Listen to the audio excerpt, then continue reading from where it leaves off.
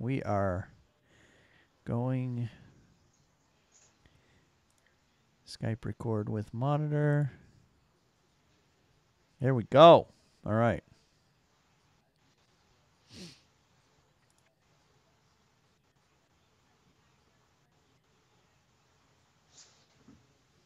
And the Hurricanes are losing right now. Yeah. Did you hear they played? Have us. Did you hear they played Brass Bonanza last night at the game? Yeah, I heard I saw the article on that. In fact, for just a brief minute, I was thinking about putting that as my pick of the week, but I didn't do that. I picked Travis Roy. Oh, okay. Yep. He was on MSG last night, and it's really incredible what he does. Very, very positive guy, you know. All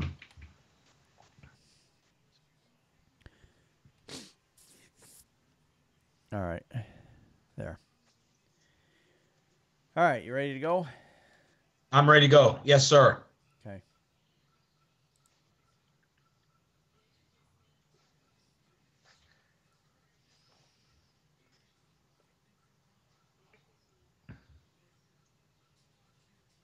Yeah, I'm still getting a lot of drop frames. Oh, well, I'm recording. We can upload it after the fact. All right. So, yeah. Yeah, I'm having some trouble with the stream tonight, so it seems to be going in and out. Hopefully later on it will slow down. It's prime time right now, so And the Super Bowl too, you know. Yep.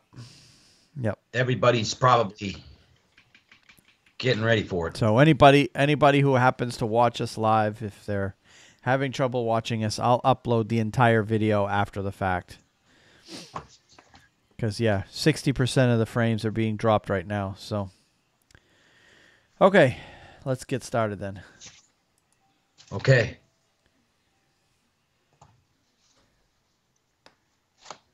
Hello and welcome to season 2, episode 24 of the Hockey Nuts podcast. My name's Wayne Halley. I'm here with Steve Ball. How's it going tonight, Steve? Going great, Wayne. Good to talk to you, and excited about another week of podcast news and stuff that's taking place around the NHL. We have a lot to talk about. We certainly do. We got a All-Star weekend, of course, to talk about.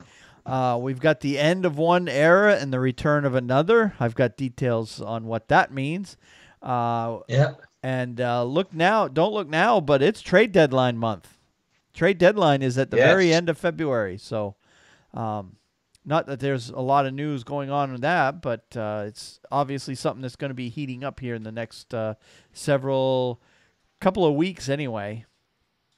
We've got some more injuries to talk about. Vegas broke an NHL record this week, and apparently NHL's 32nd team is on the way. So we'll have all that and a whole bunch more to talk about. Yes.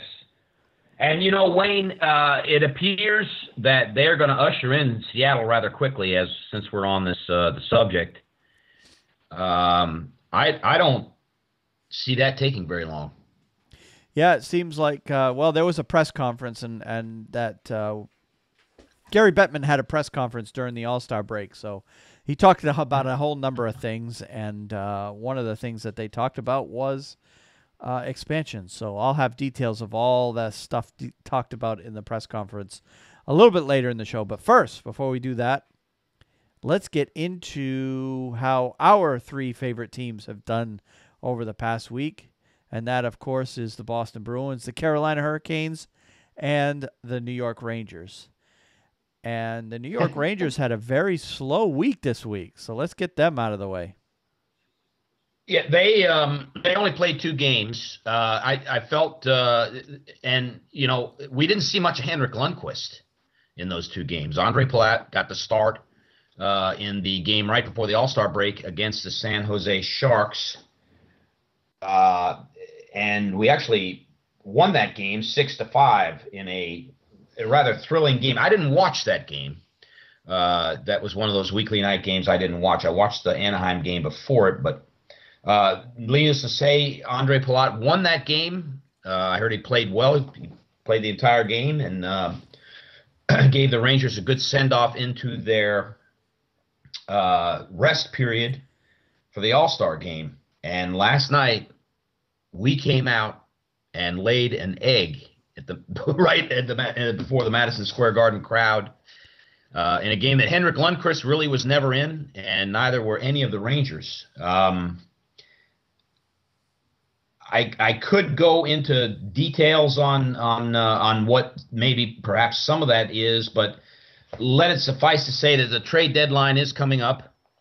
It may have had some impact on the game, and there are some injury problems the Rangers are battling through. But regardless, it's a game that if you watch that game and you're a Rangers fan, you really never had very much to cheer about. It was really, I think, the worst game they played all season.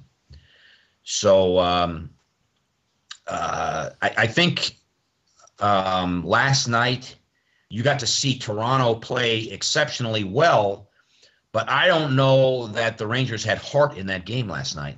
They really didn't. And so and they've been off for a while. I was extremely disappointed.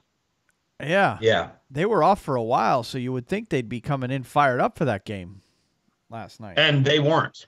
Yeah, there was no jump to their game at all. It was a lackluster performance. They from the very beginning they just were never in the game. I think it was rusty legs.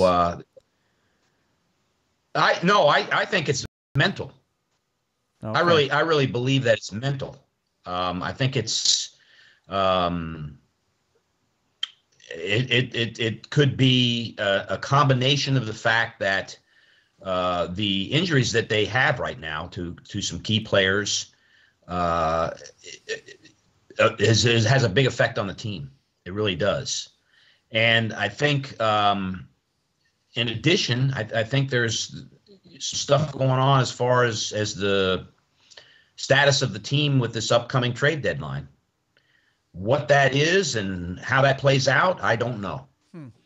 But I think that has something to do with it. I think there's some stuff that's going on as far as players who will and will not be there by the time the trade deadline's over. Well, I was hearing rumblings over the weekend of the All-Stars that the Rangers might be a seller coming up. Right. Rather than a buyer. Right. So maybe that has something to do with it. Oh, it very well could. So whether or not that's true, Wayne, I don't have any firsthand knowledge of that. It's rumor and speculation is all I heard. But right. You know how rumor and speculation goes. Carolina Hurricanes were on their way to Quebec City not too long ago. So right. That's right. That's right. So and again, I think they've got a game or two here where they shot themselves in the foot. They can get right back in this.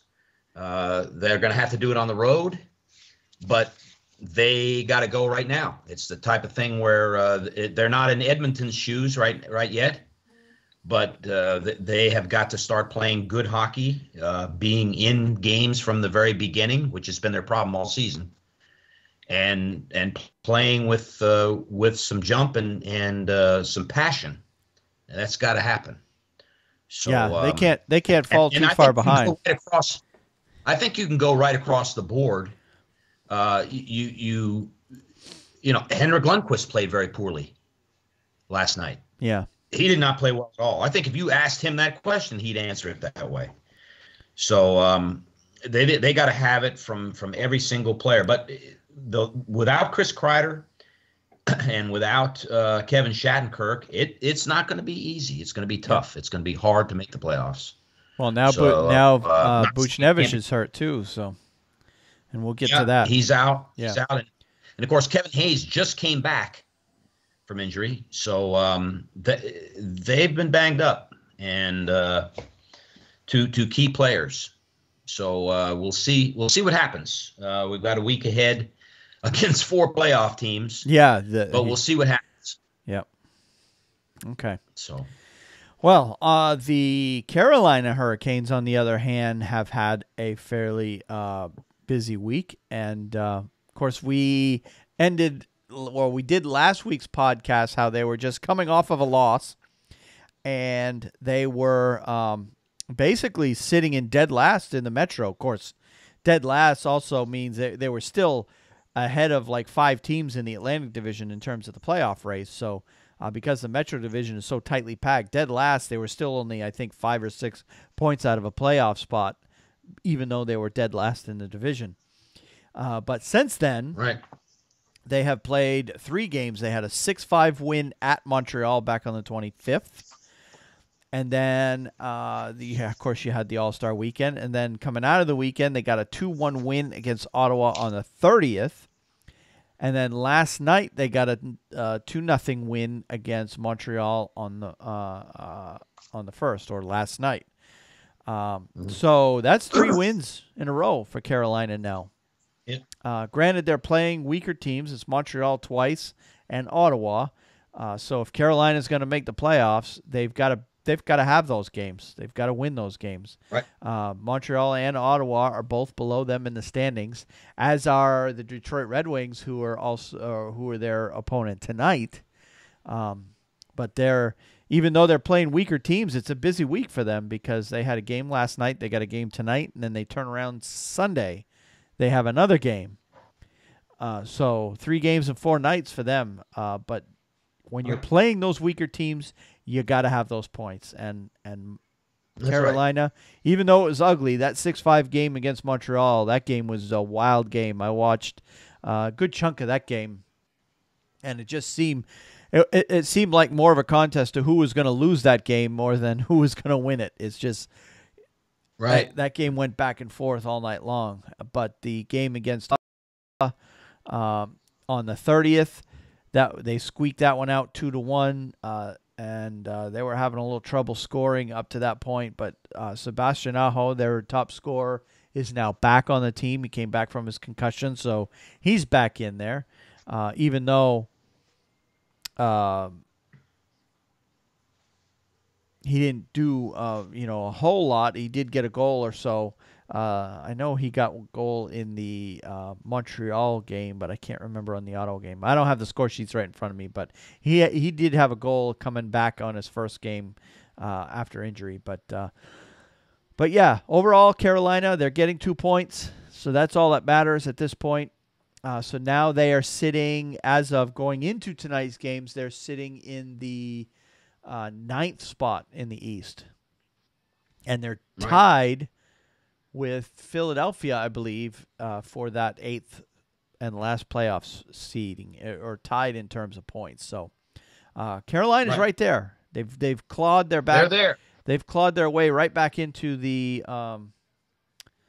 race, and we'll see what happens from here on out. But yeah, Carolina's got to have those games against those weaker opponents. So far they've done, at least in the last week or so, a pretty good job of getting those points.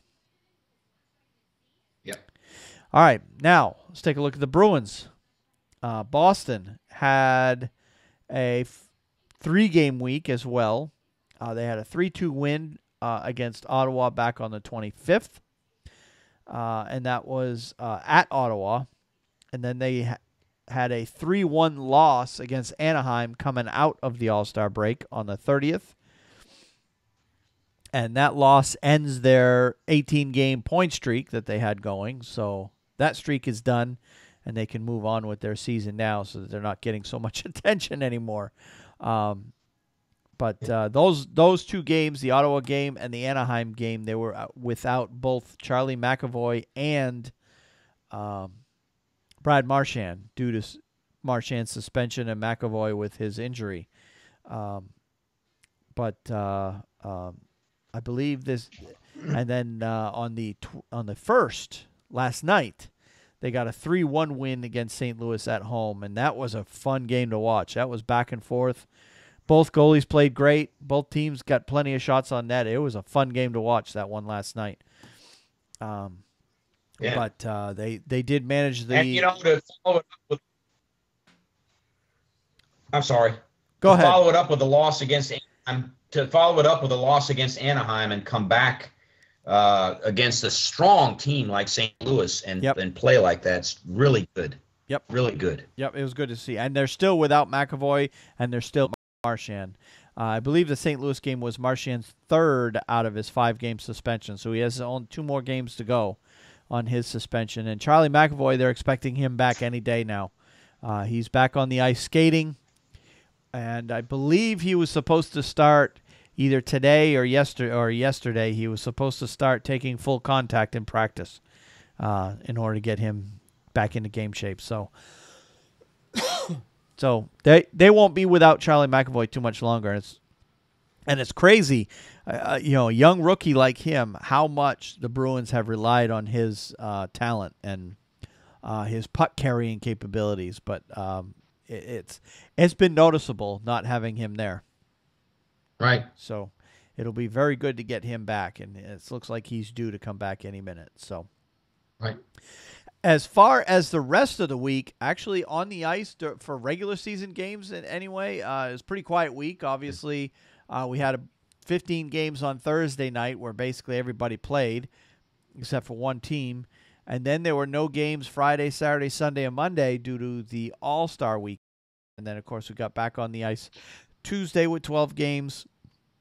And then Wednesday was a light night. Yep. Only 3 games. And then Thursday was another heavy night with 12. And then Friday, which is tonight, there's only 4 games tonight. So, but let's talk All-Stars. I don't know how much of it you saw. Watch the whole thing. Okay. I didn't miss any of it. I got to see bits and pieces of the game itself, so I don't have, but I did see the skills competition, and there's a lot of people that are bored by this kind of stuff. These showcase events like this, but I still get excited for it. I still like to watch it. Just to see the raw talent that these guys have is it's just fun to watch. As a hockey player myself, I can appreciate the talent that those guys have and some of the things that those guys can do. Casual spectators, I hear a lot of people talking about, when I was a kid, I enjoyed it, but now I'm bored by it. If you just watch it for the pure talent and the ability and the skill that these players showcase, I think that's what I enjoy the most. Right. And the bantering that goes on too, because they mic the players and such. That's always fun too. I tell you, it's the best of the All-Star games. It's head and shoulders above the NFL, who had the Pro Bowl going on at the same time, the Major League Baseball All-Star game, and the NBA All-Star game, which to me is, I may be the worst out of them. I don't know. It's either NFL but the NHL really is rivetingly entertaining. It has in the last couple of seasons moved itself as the premier All-Star game, in my opinion. But I think you'd find a lot of people who would agree with that in the sports world. Yeah, there's a lot of people that still believe baseball still has the best, but it's purely an entertainment thing. It's not meant to be competitive, even though they tried to make it competitive by putting $1 million on the line for the winning team. And, of course, that made the championship game of that little tournament a little bit more competitive than we would have seen otherwise. But you're still not going to see hitting. You're still not going to see fighting. That you're not going to see that stuff. You really don't even see penalties. There was the first penalty was called this year on Johnny Gaudreau. Yep. And that was it. I mean, they're just not going to call them. So usually if you see anything, it's one penalty, and it's usually some sort of stick foul, a hook, a trip, something that's very, very minor.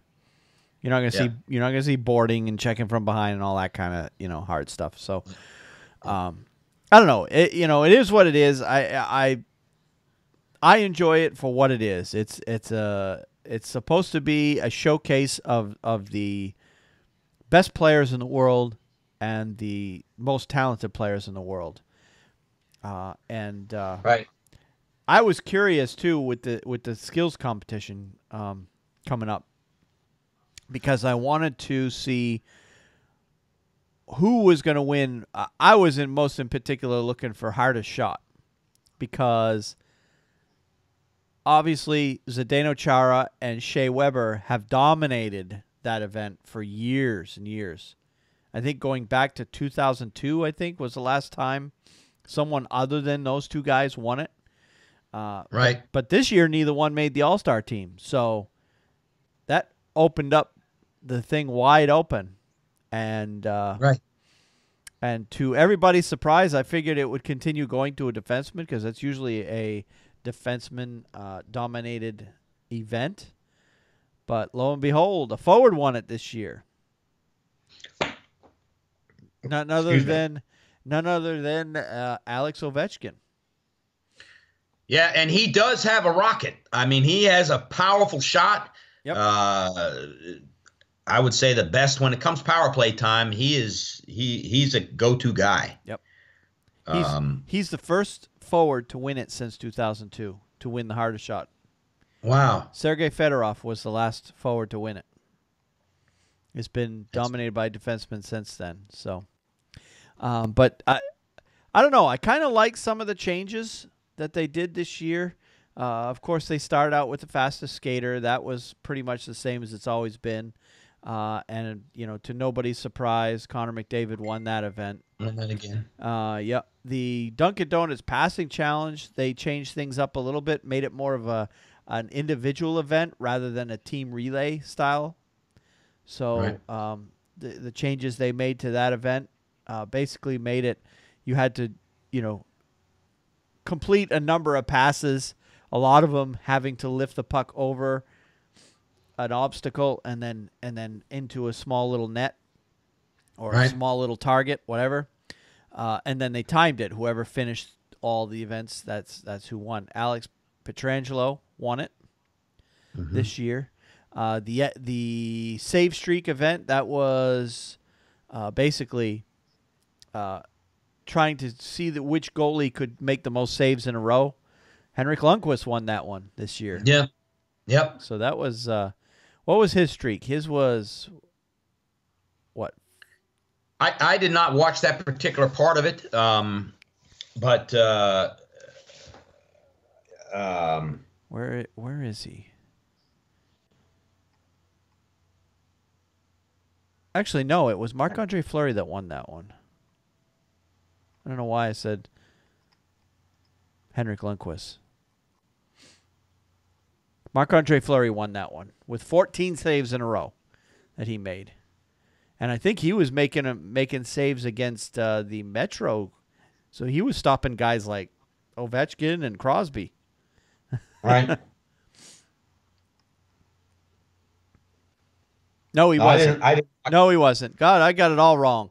Marc-Andre Fleury faced Jack Eichel, Alex Barkov, Braden Point, Mike Green, Austin Matthews, Brad Marchand, Erik Karlsson, Nikita Kucherov, and Steve Stamkos. So he faced the Atlantic Division. Yep. And he saved 14 in a row against that group of players, which is no slouch of a players, but not at all. But yeah, he did that. And then I was doing double takes there. You said Henrik Lundqvist. Yeah. Like... yeah, really.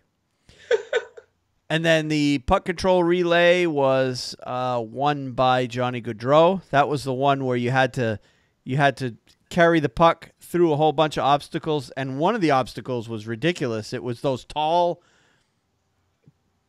sign things where they had holes at 3 different spots on the thing, and like the highest one was like 5 feet off the ground or 4.5 feet off the ground. Yeah. And Johnny Gaudreau ended up getting through all that in 24 seconds. Now, did you see how Erik Karlsson did his? I missed this part of the skills competition. Oh, okay. Yeah. Basically, the funniest part is you had to take your you had to pick up the puck, lift it up over through a hole in the in this wall essentially, and there were 3 holes, and one of the holes would light up, and you had to put it through that particular hole, and you had to do it 3 times, one at each level. Well, when it was Erik Karlsson's turn, rather than, most of them do a little flip and put it up on their stick and then, pick it up lacrosse style and put it through the hole, Karlsson literally reached down with his glove, picked up the puck off the ice, set it on his stick, and then he put it through the hole. So he was disqualified. Yeah, well, they allowed it, but it still took him 37 seconds to do it, way longer than Johnny Gaudreau. So, yeah. And then what was the other events? The accuracy shooting. They changed that up this year. They used to use foam targets, so when you shoot at the target, basically the foam would just explode and obliterate. Well, this time they had these hard targets with sensors in them, covered by a piece of plexiglass, and the targets would light up. So they would light up blue until you hit it, and then it would turn red when you hit it.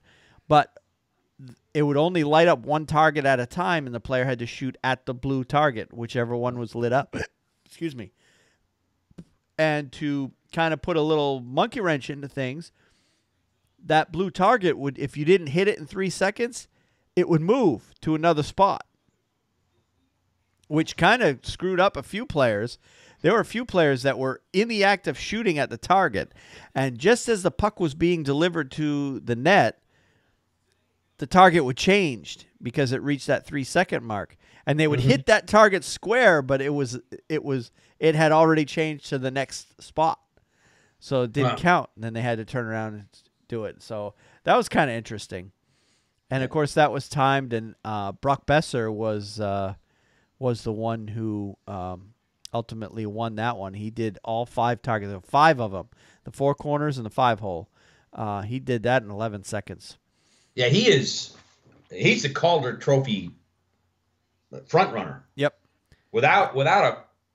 I mean, and Matthew Barzal's having a great year, but yep. I think Brock Besser is.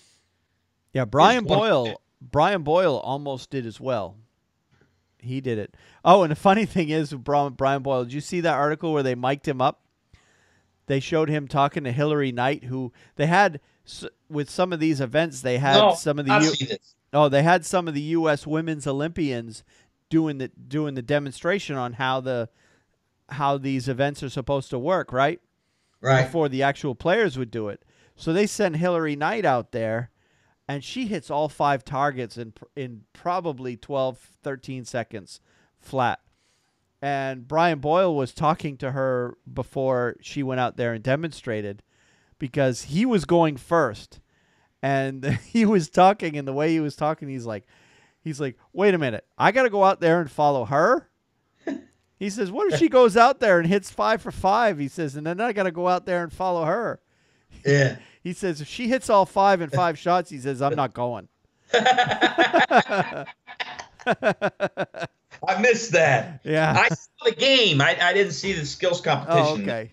Yeah. Well, see, I saw most of the skills competition, and then the game itself I didn't see a whole lot of, so because I was refereeing that night. But yeah, it's pretty fun.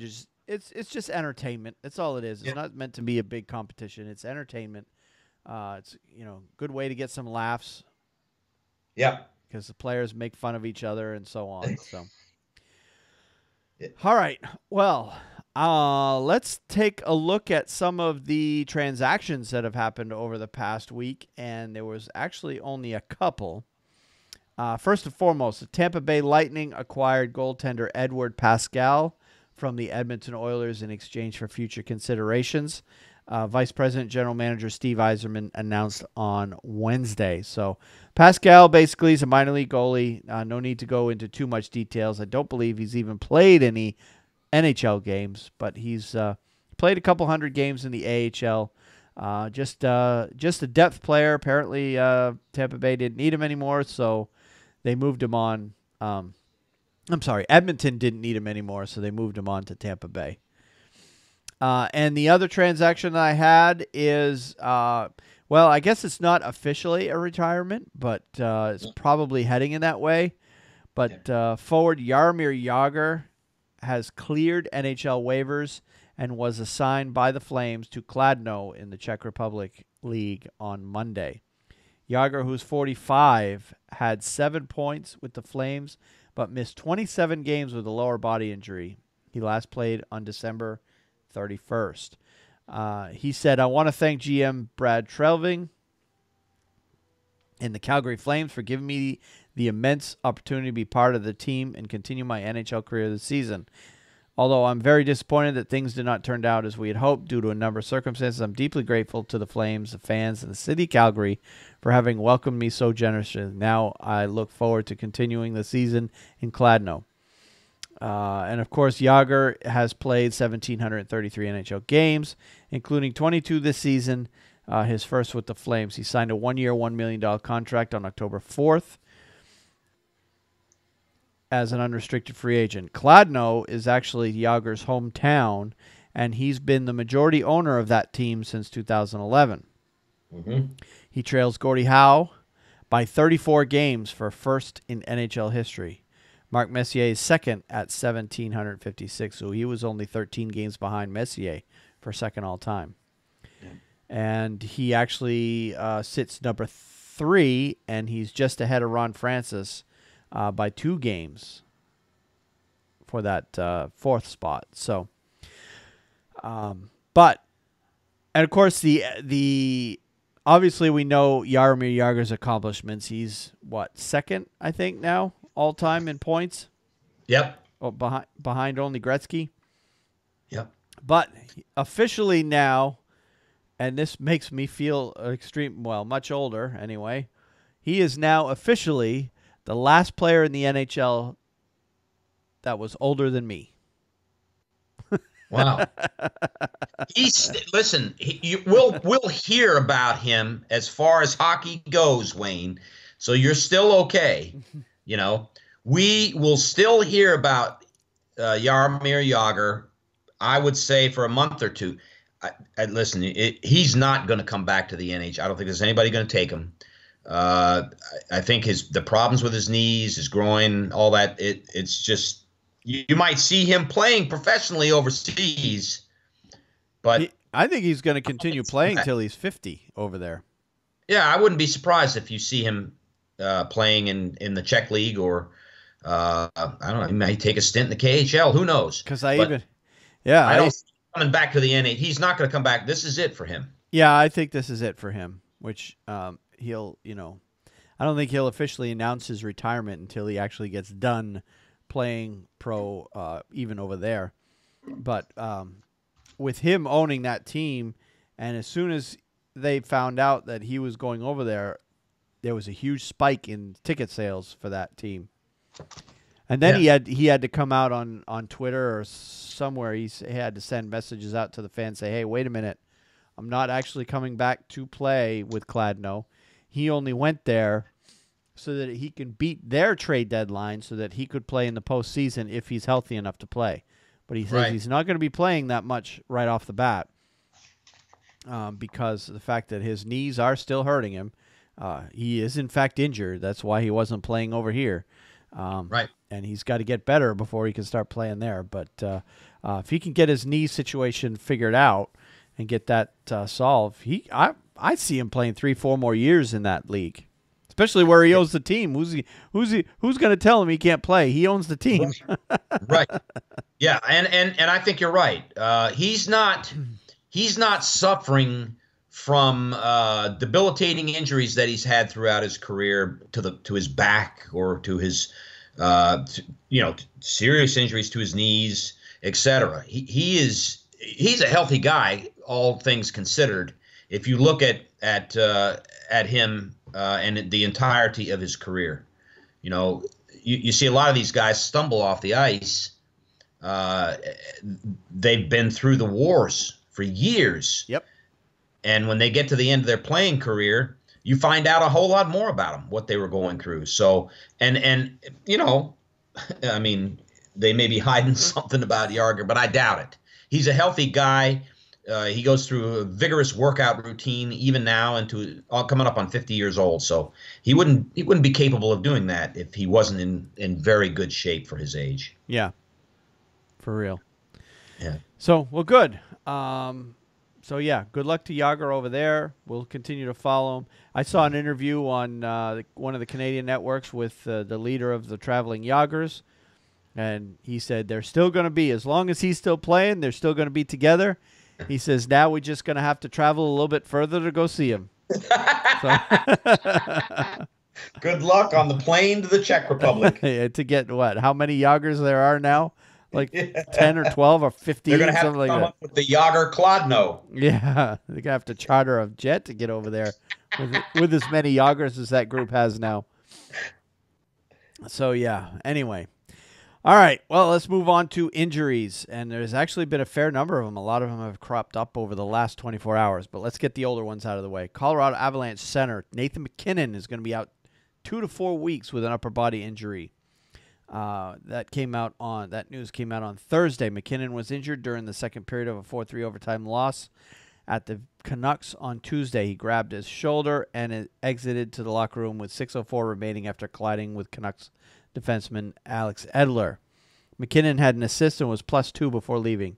The 22-year-old is second in the NHL with 61 points in 49 games, trailing only Tampa Bay Lightning forward Nikita Kucherov, who has 64 points in 50 games. And, of course, MacKinnon played in the All-Star game on Sunday representing the Avalanche. So it'll be interesting to see if the Avalanche can continue playing at the pace that they have without MacKinnon, who's by far their best player. Yes. That hurts them tremendously. I just watched them play. I just watched our team play Colorado. Not only does MacKinnon score a lot of points, a lot of the offense funnels in and out of him. If you watch them play, when he's on the ice, he's the central point of their team. Yep. And so he's gone now. I can make the same case for the Rangers. Kevin Shattenkirk, when he's on the ice, a lot of the offense, as well as his defensive play, he's a center point for the Rangers, and the game funnels around him.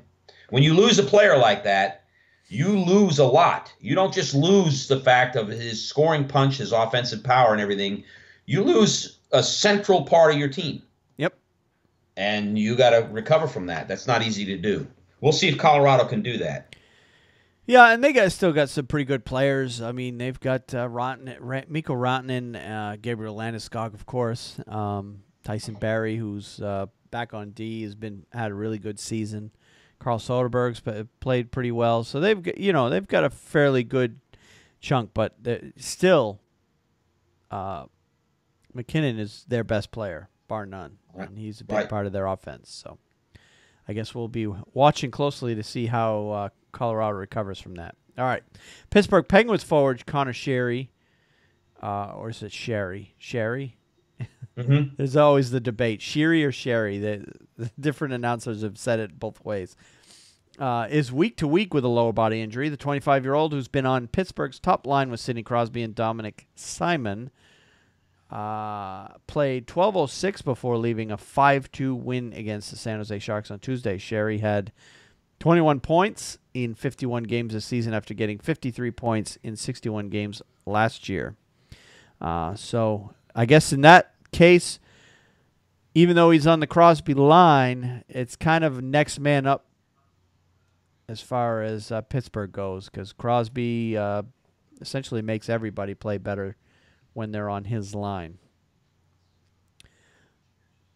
But a week to week seems like he'll be out, but I'm sure he'll be back for the playoffs.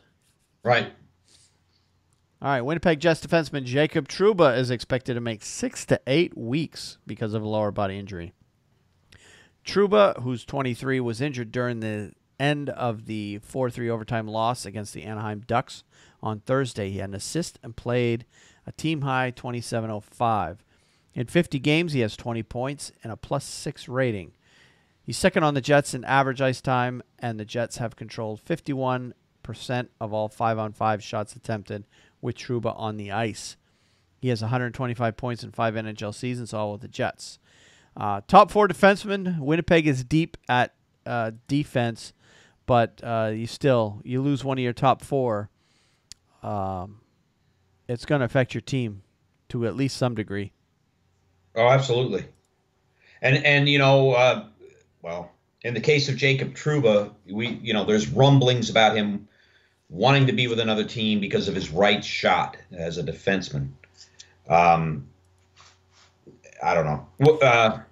Yeah, and I actually haven't heard a lot of that lately. I know there was that, Right. particularly during the off season and leading up to this season, because he was essentially being relegated to like third line or third pairing status because of the fact that he's, without basically essentially the third best right hand shot defenseman, but they have been playing him on the top pair, so. Oh, absolutely. And it's not a situation where you have Matt Duchene and he's not getting along, he's not happy and everything, and they're just not, that's not the same with the Winnipeg Jets. They're not, they've come together as a team. So at least it looks that way on the ice, and they're playing very well. Yeah, they're So one of the best teams in the league as far as I'm concerned. no question. So that, they need him. They need him back as soon as they possibly can get him back. Yeah. All right. Well, Buffalo Sabres defenseman Zach Bogosian will have hip surgery next week and miss the rest of the season. The procedure has a recovery time of 4 to 6 months. Bogosian, who's 27, will remain on injury reserve and is expected to be ready for the start of training camp next year. I believe we reported his injury either last week or the week before, but now it's come out that he's going to have surgery, and he will definitely be out the rest of the year. So, more bad news for the Buffalo Sabres, who's basically the whole season's been bad news for them. It's not been good. Yep. And speaking of teams with bad news, Ottawa Senators' Bobby Ryan will not play against the Flyers and Canadiens this weekend after injuring his hand on a 2-1 overtime win against the Anaheim Ducks on Thursday, which was last night. Ryan has 20 points in 39 games this season. The 30-year-old has missed 10 games this season because of hand injuries, 8 games from October 24th to November 11th because of a broken right index finger, and games on December 21st and January 9th after that injury was aggravated. He continues to have problems with his hands, that guy. Yeah. I don't know if he keeps trying to catch the puck or what the deal is. but yeah. He'll be out, looks like day to day at this point for him. Yeah, he's a big part of their offense, but Ottawa's having a horrible season. They're not going to make the playoffs, so in the grand scheme of things, it is what it is. It's not a big deal. All right, let's go to one that is kind of a big deal, though. New York Rangers forward Pavel Buchnevich is out indefinitely with an upper body injury. Does that mean a concussion? Well, Buchnevich was injured on a hit by Leafs defenseman Jake Gardner during the second period of 4-0 loss at Madison Square Garden on Thursday. He did not practice on Friday. He has 32 points in 50 games this season with the Rangers, who selected him in the third round of the 2013 NHL draft. So, did you see that game? I did. I see it. I saw the injury. It looked to me like it was something in his neck, to be perfectly honest. Either his neck or the base of his head. Okay. It could be his jaw for all I know, but it's definitely in from the shoulders up injury. I'd be surprised if it was concussion, but then again, you never know. They may have evaluated him after the game and said no, concussion protocol, but I would think they would report that. I would think that they would know that by now and report that. So I don't know how serious the injury was, but he did not play after he went to the bench on that. So. All right. Well, out indefinitely, of course, Sebastian Aho was out indefinitely when he first got hurt, but it only took him, a couple of weeks to come back, and I think he ultimately only missed like 5 games because of all the breaks they've had lately. But anyway, Edmonton Oilers defenseman Adam Larsson will be out indefinitely after his father passed away on Friday. Robert Larsson, who's only 50, was in Edmonton visiting from Sweden and had a heart attack on January 25th. Adam Larsson left the morning skate prior to a 4-3 shootout win against the Calgary Flames that day. He missed that game and did not play in a 4-3 overtime loss against the Colorado Avalanche on Thursday. Robert Larsson was a defenseman for Skellefteå in Sweden from 1985 to 1996. He was selected by the Kings in the 6th round of the 1988 NHL draft, but never played in the NHL. So, tough situation for Adam Larsson to have a parent pass away so suddenly like that. Yeah. Especially as young as Robert Larsson was. And he was visiting from Sweden? Yeah, he was in Edmonton when this happened. Yeah. It's very difficult. So, thoughts go out to the Larsson family with that. All right, and finally in the injury front, Victor Hedman is back. He played last night. He was originally expected to be out 3 to 6 weeks, but he actually came back in less than 3. And because of all the bye weeks and All-Star break and all the time off that the teams have had over the course of January, he ultimately only missed 5 games with his lower body injury. Yep. So, as if Tampa Bay can't get any better, they get Victor Hedman back. They get him back, and they're primed and ready for the playoff run, which they're probably already in. 73 points, and we just started the month of February. Yep. So, yeah, they're going to coast into the playoffs quite easily, for sure. Yeah. Won't be hard for them. All right. Let's move on to some of the other interesting stories that I came up with over the past week. First and foremost, with 27 seconds remaining to the Carolina Hurricanes' victory against the Montreal Canadiens on Thursday, they struck up the old band. The public address system blared a favorite from the franchise's past, Brass Bonanza, the iconic team song from the days of the Hartford Whalers, the Hurricanes' identity before their 1997 move, delighted the crowd and announcers John Forsland and Trip Tracy. The move to blare Brass Bonanza comes on the heels of the new owner Tom Dundon talking about how he wanted to embrace the legacy of the Whalers. As usual, there were some classic Whalers jerseys on the backs of some of the fans in attendance. Dundon officially became the Hurricanes' majority owner back on January 11th. So I was watching that game, and I heard it in the background. I'm like, oh, my God, they're playing Brass Bonanza in Carolina? They've never done that before. Never. And have they not? They've always, and it's something that's always disappointed me with the Hurricanes is they've basically pretended like they were an team when they moved down here. They almost completely ignore the past, the time, the Whalers' history, right? Unless it's convenient for them. Like, for example, the goal horn that they're using today is the same. Well, it may not be the same exact goal horn, but it's the same sound. If you watch old Whalers games, when the Whalers will score a goal, the goal horn's the same. And right. I believe the organ that's in PNC Arena also used to be in the Hartford Civic Center. I could be wrong about that, but I believe I had seen a story that is the case, that the organ that they use, when they play music in between whistles and such, is the same one that came down with the team too. That's very interesting. That's interesting. But they have ultimately, I mean, they abandoned the colors, they abandoned obviously the logos, and they almost pretended, other than that the Whalers didn't even exist. Like even now, I mean, you look at the center ice of the PNC Arena, and there's a big 20th anniversary logo covering center ice, showing that the Hurricanes, been around for 20 years. Well, the team's actually been around for almost 40, but the first part of it they were the Hartford Whalers. So, right.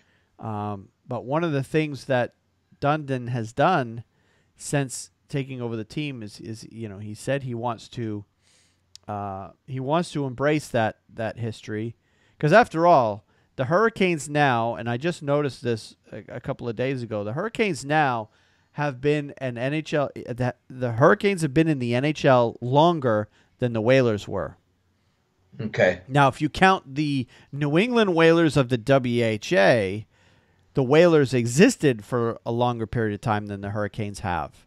But in terms of NHL, The Whalers came in the 79-80 season, and they were out by the end of the 97 season. So they were in the NHL for 17 years. Well, this is Carolina's 20th season. Right. So Carolina's been around longer than the Whalers as far as NHL is concerned. So I say, yeah, why not embrace it? Because, you've been to games. I've been to many games. You see a lot of people with Whalers jerseys. Yeah, lots of people with Whalers jerseys on, and a lot of them. I've asked a few of them. I've said, are you from up there, or are you just trying to be the cool guy who knows their history? And most of them are transplants. They're from that area or from the Northeast somewhere. They were a Whalers fan growing up, and they happened to move down here for work or whatever.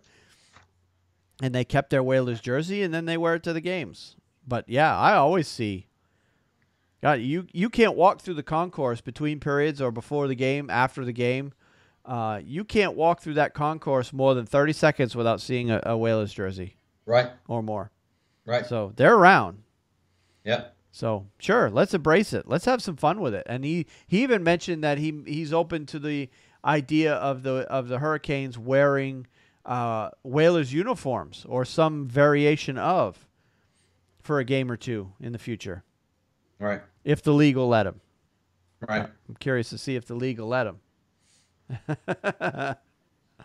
So, or maybe they do. If they let him, they'll say, yeah, you could do Whalers, but you got to keep the same colors. So, can you make a red and black Whalers jersey to keep the colors the same? Who knows? All right. This story I've got titled "More Fake News Out of Canada." So this is going to tick off our Canadian listeners. I've kind of been growing more as I follow the hockey closer and closer. I've been more and more skeptical at some of the news stories coming out of Canada because Bettman even said it himself when he referencing the potential move to Quebec City from Carolina or Arizona or any team that is struggling. There's always rumored to go to Quebec City. And Gary Bettman has actually used the term, and I can even pull out the audio to prove it, that it's more wishful thinking on the part of certain cities and cities' media outlets, okay?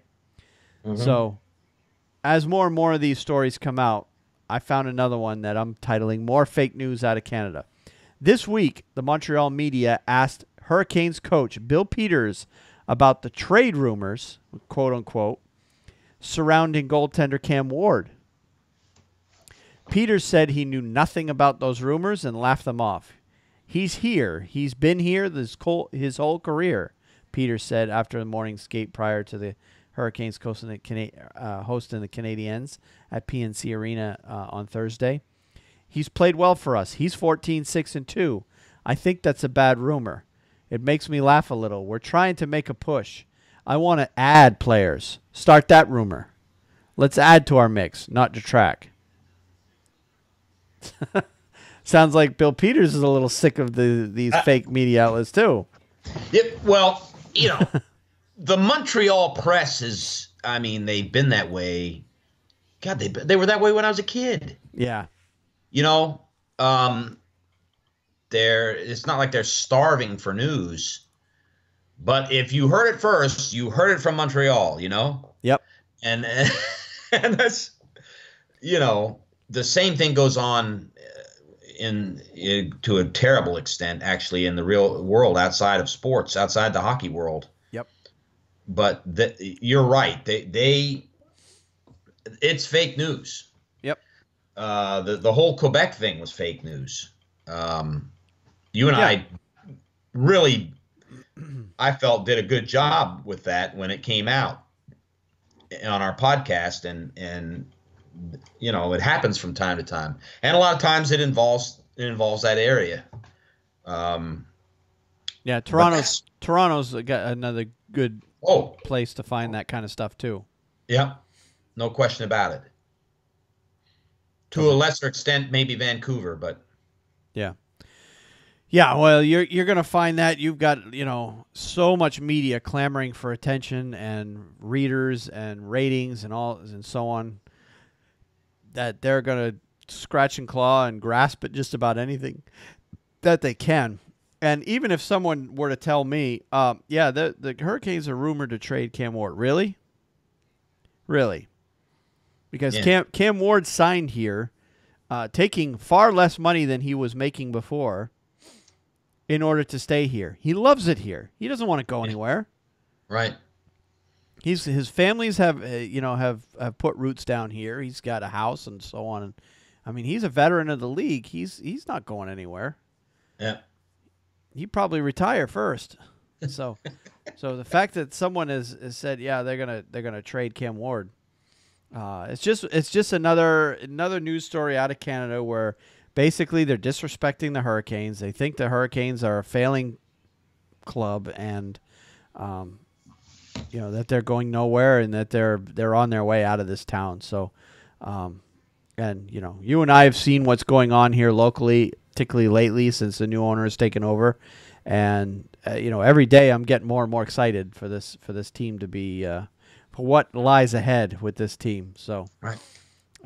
Unfortunately, they're in your favorite team's division, and they're battling with the Rangers for a playoff spot, right. and it could end up being either them or. It is exciting to see, Wayne. It is exciting to see the Raleigh, what's going on there. There's no question about it. And attendance is growing with every game. So, although tonight's not going so well, they're getting their butts kicked by Detroit. But it is what it is. So, just wanted to put that one out there. All right, next story. Did you see the story about Steven Stamkos and PK Subban sharing a childhood bond? And I did not. I did not see this until I have not seen this article. Oh, you're going to have to go to this article and watch the video. Somebody came up with a video from when Steven Stamkos and PK Subban were about, 7, 8 years old. Just little players. They were actually on the same team at one point in time. Oh, wow. A little travel team out of Toronto area, and they were teammates. And there is actually highlights of this team playing in action with some, probably one of the dads or something, doing play-by-play with showing Steven Stamkos and PK Subban playing hockey as teammates as little 8-year-olds. So that is wild.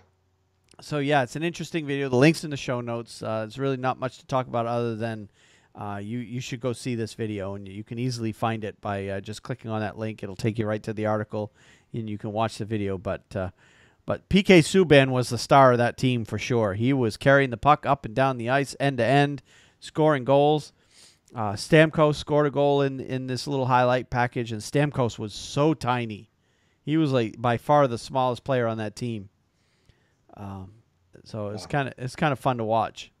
And then they showed them in the locker room with their helmets off, celebrating their win, and they're chanting, and and you could tell. You just look at the little kids' faces. You could tell. Oh, there's Stamkos right there, and there's Subban right there, and none of the other players, because they listed all the players' names as part of this little video.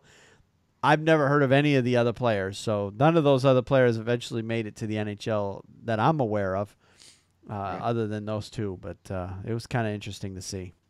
I like watching those little videos. All right.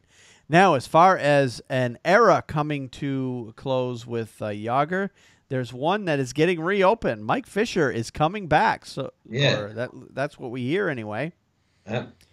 He's been skating with the team the last few days. I guess apparently decided sometime in the last couple of weeks that he missed the game, and he sees how good the Predators are doing this year. They're poised to go on another Stanley Cup run, and he wants to be part of it. So he's now trying to work out. I guess he hasn't been working out much since he announced his retirement, and he's trying to get himself into playing shape so he can get back on the team. He hasn't officially signed yet, but he has until February 26th, which is the NHL trade deadline, to sign. As long as he signs by then, he can play for them in the playoffs. What do you think, Mike? Mike, what do you think about this, Wayne, in terms of whether or not he can do it. Well, I've got mixed feelings. I have no doubt if he can get himself back into shape, he can do it because he's only been out of the game for a few months. He can't be that far out of shape. I got kind of mixed feelings, though, as far as whether it's right or not. Because here, the Predators have been going through the whole season, mucking and clawing and grabbing and scratching for every point they can to put themselves in a position that they're in to basically, at a point now, they can coast into the playoffs. And then Fisher's going to come along late in the season and, play a couple dozen games, if that, and then get a shot at the playoff run. But word is that everybody associated with the team, including the players, are excited for his return. So as long as they're happy, I'm good with it. Yeah. But I can't help thinking about whose spot is he going to take on that team. Somebody's going to lose their spot. Somebody's going to lose their job. They're going to get sent to the minors because he's coming back. So that's the only negative part about this is if you ask that guy, whoever it may be, whether they're happy for his return, they might not agree. But in the annals of Nashville sports, Mike Fisher is a very big guy coming back in on things. But if you look at hockey as a whole, I don't think that if for example, all of a sudden Jaromir Jagr's knee injuries go away and he comes back to Calgary, I don't think the guy that goes down to the minor leagues is going to think as badly about that. Here's probably one of the 5 greatest players of all time to ever play in the NHL, coming back to play versus Mike Fisher, who in the halls of sports teams and the annals of the Hall of Fame in Nashville as a sports town, he stands up there, but not in the NHL. Yeah. That guy going down is going to look at it and say, "Hey, wait a minute now," But I don't know. It may be that. He slips in and it's done seamlessly and there's no problems to the team at all. But I agree with you. I think that, if he is capable of playing at or near the level that he played last year, he might be a benefit to the team. Oh, he'll definitely help them if he plays anywhere near what he did last year. He's a great two-way guy. He's not a high-end scoring guy by any stretch, but he'll be a good third, fourth liner. He can take faceoffs. He's a valuable guy to have in the playoffs for sure. Right. And apparently everybody on the team, the coaching staff, the general manager, particularly the veterans on the team, are all very excited to have him come back. So, right.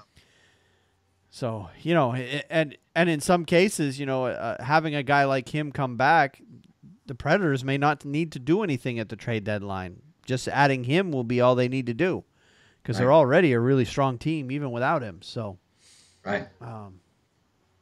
so I guess we'll have to wait and see whether or not he can get himself into game shape. And he might sign, obviously they're going to wait until they think he's ready to sign him, but he has till February 26th to get himself ready. Right. So we'll see. All right. Next story I have. The New York Islanders announced that they're going to be playing 12 games at Nassau Coliseum in the 2018-2019 season now that they're getting a new arena, and that arena is going to be under construction. It's going to take a couple of years for it to be built, but they still have to do something arena-wise for the next couple of seasons. And apparently what they're going to do is they're just going to split time between old Nassau Coliseum and where they're currently playing now at the Barclays Center.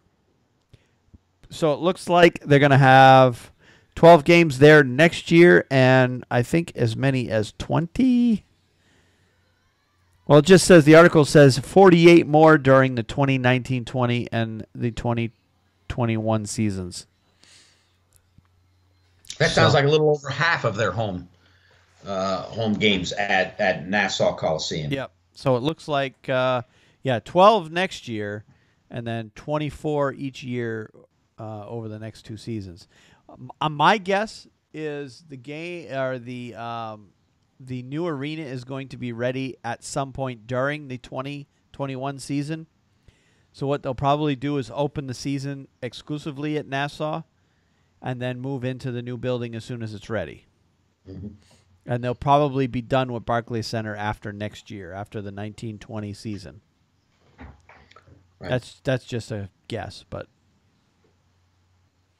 I guess time will tell. But yeah, they're going to have to be playing some games back in Nassau Coliseum.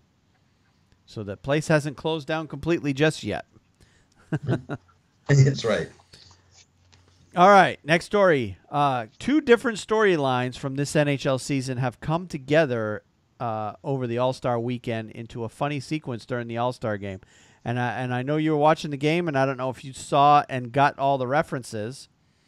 But, of course, Wes McCauley has gotten a bit of a reputation for some of his calls. Yes. You had one with the Rangers there where they did he had that long dramatic pause when he was calling a goal review. Right. Well, his calls at center ice where he gets on the mic and have become kind of famous. So Yeah. in the All-Star game, they ended up having a goal that had to go under review. And, of course, who did they have do the announcement but Wes McCauley, and he added his dramatic flair as usual to that call. Well, another storyline, a separate storyline has been going on in the week before the All-Star weekend. Austin Matthews scored a goal in a game, and it was taken away for, I can't remember the reason. But shortly after that, I think on his very next shift, in fact, he goes out, scores a goal, and as the goal goes in, he turns around and gives the goal signal, points at the net, just like a referee would. And there's a picture floating around out there that shows both the referee and Austin Matthews pointing at the net, signaling the goal. And that was his way of, basically he was still he said he was still ticked off over having the original goal taken away. So that was just his emphatic, that one's going to count kind of thing. Well, in the All-Star game, of course, Wes McCauley does his, dramatic call of the game. Of course, there's a link to that in the show notes if you want to see that again. And then right after that, it was Jack Eichel and Austin Matthews teamed up to score a goal in the All-Star game. And both Austin Matthews and Jack Eichel did turn around and pointed at the goal after they scored. And I would say Jack Eichel actually did it better with more passion and, heart and soul behind it than Austin Matthews. So well, Eichel was doing it to be exactly like Matthews did it. That's how Matthews did it in his regular season game. So he did it very, very well. Very good impersonation. And then Matthews saw him doing it, so he was kind of doing that kind of half-heartedly too. Yeah, it was a pretty funny moment when I saw that. I'm like, yeah, that's kind of cool. All right, next story. Did you see the? Actually, I don't think they showed it on TV, but they had the. They now have a mascot, East versus West mascot game, that is now official. I don't know when it started, but now they're actually having it for official, where they're actually keeping track of goals and assists and wins and losses and all that. Yeah. Well, they have the mascot game where all the NHL mascots go out there and play a game. Thunderbug won the MVP this year, and it's the third. It's the third year in a row that the mascot from the host city won the MVP. I don't know. That sounds a little fishy to me. It's a stacked deck. that is a stacked deck award. Yep. So he ends up winning the thing. That's entertaining to watch. I got to see the mascot game when they had it here. Now, they're saying that this year's game was the third official mascot game. So the East holds a slim 2-1 margin on wins and losses in the mascot game. But I happen to know that they've been doing it at least as far back as 2011 because I witnessed it. I was at the skills competition here in Raleigh back in 2011. And when they opened up, I think they opened up the arena 2 hours before the skills competition started, and we made it a point just to go super early. We got in the building as soon as they opened the doors, and shortly after we got in, they all the mascots came out on the ice and started playing a game. So, but apparently it was just a pickup game at that point. There were no refs or anything like that. So, but they've turned that into an official game, and now they actually have an official mascot game. So that was entertaining to watch for sure, because it must be awful hard to play hockey in that mascot suit. Because they got limited vision. I mean, imagine Chubby Checker. Not only is it hot, but he's a fat thing, man, out there. And, and a lot of those mascots have that kind of fat suit. So the bulk. Yep. So, but not every team has a mascot. That's right. We don't. Yeah. Never have. Hard to put together a mascot for the Rangers that would fit. I don't know what to say other than that. Well, New York's a pretty hardcore city. They probably take their hockey pretty hardcore seriously. So, but yeah, I can't remember the four. I think there's 4 teams that don't have mascots, but the Rangers are one of them. I don't know. I mean, how do you? Well, I guess the Boston Bruins would be pretty easy. You just have a bear, and that's what they do. Their guy's name's Blades. Yeah. So, yeah. All right. Let's talk Seattle. Yep. Ownership group interested in bringing an NHL expansion team to Seattle is expected to file its application for expansion shortly.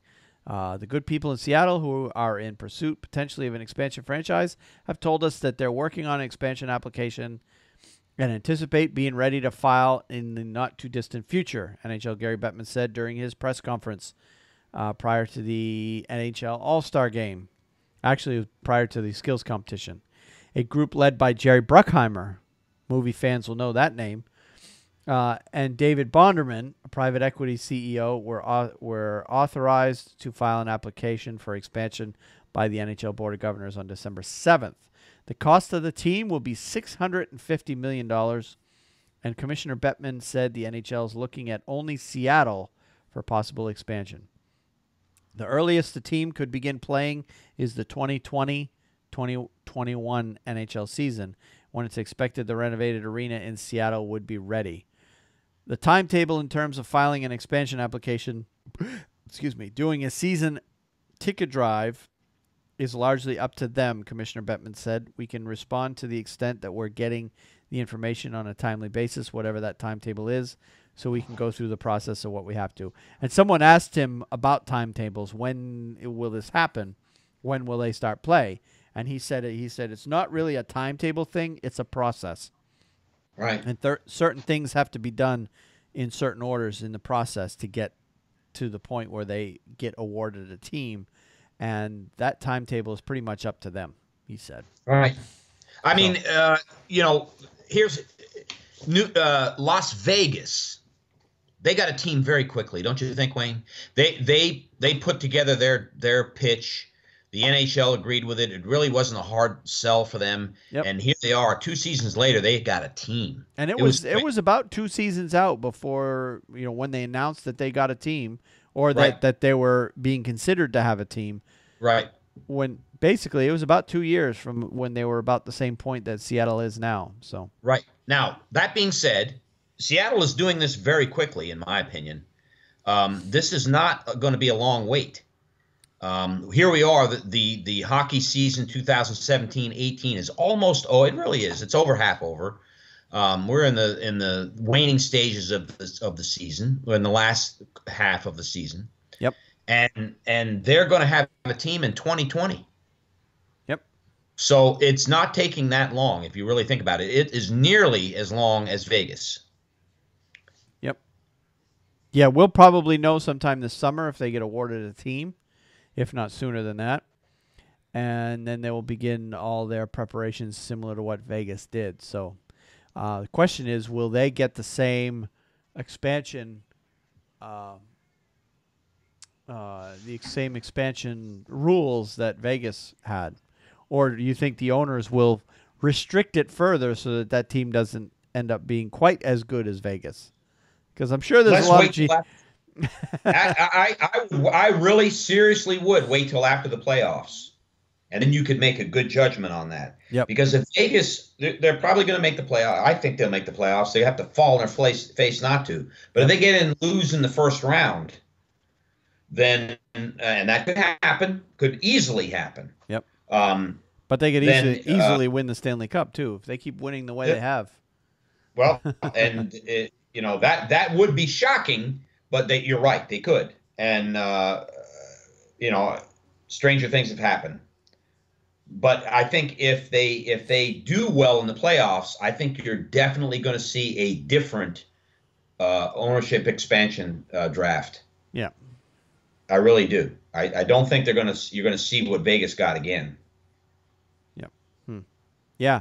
And they're going to – that feeling. They're going to insist on having the same rules that Vegas had. Probably so. Vegas has proven that you can build a winning team with what they were dealt with the cards they were dealt. Right. I don't see another team doing it again, but you never know. All right. Other stuff concerning Gary Bettman's press conference that he had over the weekend. He said a group. He said a group featuring members of the NHL hockey operations officials, coaches, and general managers met on Saturday to discuss goaltender interference rule and reviews in an effort to crystallize the process. He said the goalie interference rule and review has created a bit of confusion and added that he thinks it's gotten to the point where everybody's overthinking the review. NHL Deputy Commissioner Bill Daley, who was in the meeting about goalie interference, said the people in the room were given a refresher on the language of the rule and its intent. That refresher will be given to every NHL official. So a lot of fans have been complaining about the goalie right. Nobody seems to know what goalie interference is anymore, and seems like they're starting to address that situation, or at least attempting to, and trying to get everybody on the same page. And we saw evidence of that last night, 2 different occasions. There was a goal in the Vegas game, and there was Boston's first goal in their game. I thought for sure they were going to wave it off.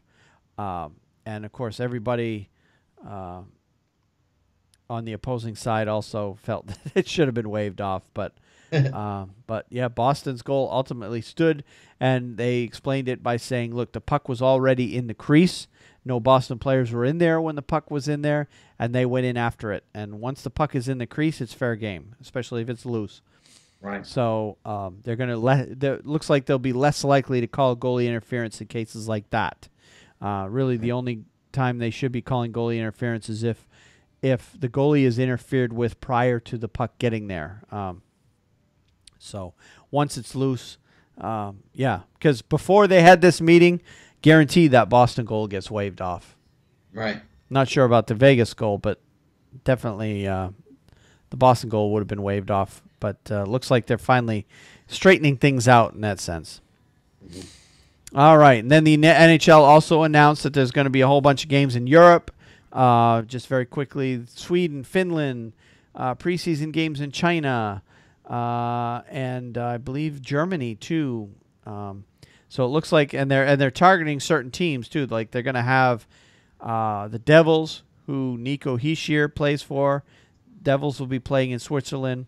Leon Draisaitl, who's from Germany, will be playing with the Oilers, and they will be playing in Germany. So it looks like the attempt to grow the game globally is in full effect. So there'll be regular season games in Europe, just like there were this year. Back in November, there were 2 games in Sweden between the Senators and Colorado Avalanche, and then of course the Kings and Canucks played the China games, but those were preseason games. So they're going to basically more of that is going to happen next year. Is essentially what they announced. Mm-hmm. And then they also announced that San Jose is going to be the host for next year's All-Star Weekend. Yes. So that'll be a very expensive And that's a trip. good choice, too. Yep.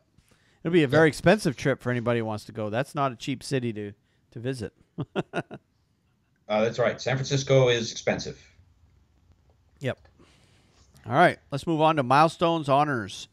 Vegas Golden Knights set an NHL record last night, actually, for most wins by an NHL team in its inaugural season, winning their 34th game, beating the previous mark set by the Ducks, who finished their season at 33, 46, and 5, and the Panthers, who finished at 33, 34, and 17, both in 93, 94. Back when NHL games still ended in ties. 9 of Vegas's wins have come in overtime or the shootout. So Vegas has beaten that mark, and we're still only in February. Beginning of February, really. Right. We still got 2 full months of the season left, and they've already beaten that mark. So they're going to blow through that. They might win. They're going to probably win 50 games. Yep. Yeah, probably. Stunning. Yeah, for an expansion team, for sure. Yep. And this week, Gary Bettman has now become or has passed the 25-year mark as NHL commissioner. So think back 25 years, what the game was like. What was there, 21 teams back then? Yeah. There was no shootouts. Fighting was a bigger part of the game than it is now. Jaromir Jagr was just beginning play. Yeah. A lot has changed in Gary Bettman's time. Yeah. So congrats to him, even though everybody likes to boo him. Yeah.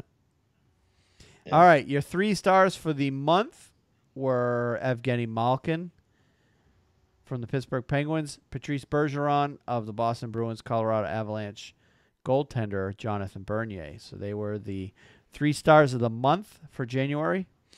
The rookie of the month this past month was Matthew Barzal, who led all rookies with 12 assists and 15 points in 13 games in January. So he's the NHL rookie of the month. And then our players of the week this week were Brock Besser from Vancouver, Buffalo Sabres center Jack Eichel, and Buffalo Sabres goaltender Robin Lehner. So Buffalo's had a pretty good week.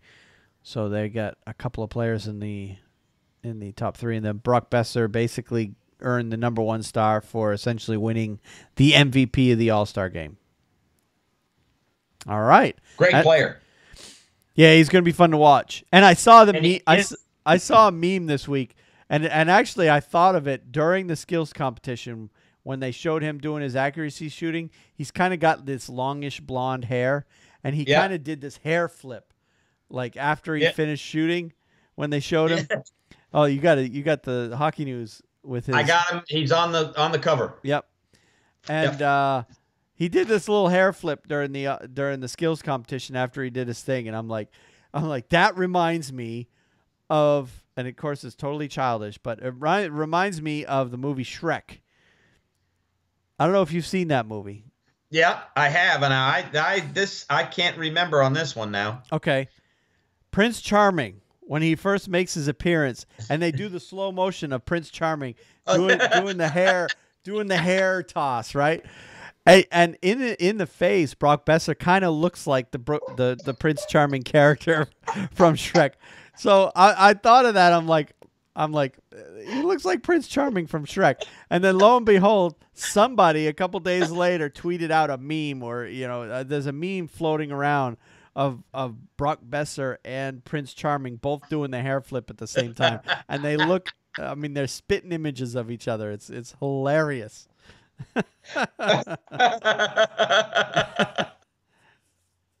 It's pretty funny, but yeah. Words fail me, Wayne. But yeah, as a hockey player, he is fun to watch too.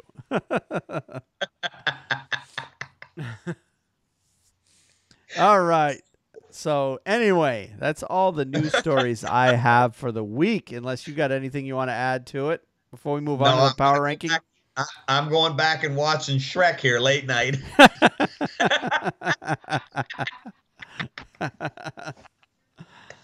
Wow. Well, alrighty then. Let's do some power rankings then. Yes, I am ready for this one, Wayne. It's your turn. And you know yep. I always have an honorable mention. And my team now is not even close to the honorable mention anymore. No. They're down around 20. But the honorable mention for the week at number 17, looking out to try and get a spot in the playoffs, is the Minnesota Wild. I've got them listed at 17. And then I'm going to go right down the list from 16 all the way to 1. And if you have a debate about it, Wayne, stop me. We'll talk about it. But at 16 today, probably the weakest team in the field would be Philadelphia. Then at number 15, a team that just continues to slowly, but they continually downturn down. That's the Columbus Blue Jackets. Number 14, the Colorado Avalanche. Number 13, the Dallas Stars. Number 12, a team that's making moves and going up the ladder, and that's Pittsburgh. The Pittsburgh Penguins playing well. They're coming back now. Yep. And I think you're going to see that continue. Number 11, the Anaheim Ducks, another team that's coming back, playing well now. They look really good. Number 10, New Jersey, slightly moving down the ladder. Number 9, San Jose. Number 8, Toronto. Number 7, the Washington Capitals. Number 6, the St. Louis Blues. Number 5, the Nashville Predators. Number 4, the Winnipeg Jets. Number 3, the Boston Bruins. And I have number 2, the Vegas Golden Knights. If you look at all the tiebreaker type stats that they keep between Vegas and Tampa Bay, Vegas has one more regulation overtime win. Vegas has a higher goal differential. Tampa Bay has a higher goal differential, etc. Yep. So I put as number 1 again this week the Tampa Bay Lightning, only slightly over the Vegas Golden Knights. Yep, fair. And that's my power rankings. Fair enough. And yeah, Vegas is continuing to win, but Tampa Bay, Vegas has lost a game or two here or there in the last week or two as well. But Tampa Bay has they kind of look like they were floundering there, and I think a lot has to do with the Victor Hedman injury. They have a couple other injuries as well, but Hedman is first and foremost the big one. But the last couple of games or so, Tampa Bay has really asserted itself as the number 1 overall team once again. So right. So yeah, no disagreements there. And Toronto at number 8 is beginning to look scary again too. I don't know if you've noticed their last couple of games, but they're not just winning games; they're blowing out teams. Yeah. Now. I would say though that the game last night against us, they were good. When Andre Pavlik came in the game, they didn't score. He played exceptionally well. So I just think Henrik Lundqvist had a very off night and did not play well at all. Yeah. So it would have been interesting to see, had Pavlik started that game, what would the outcome have been? Yep. You don't know. Yeah.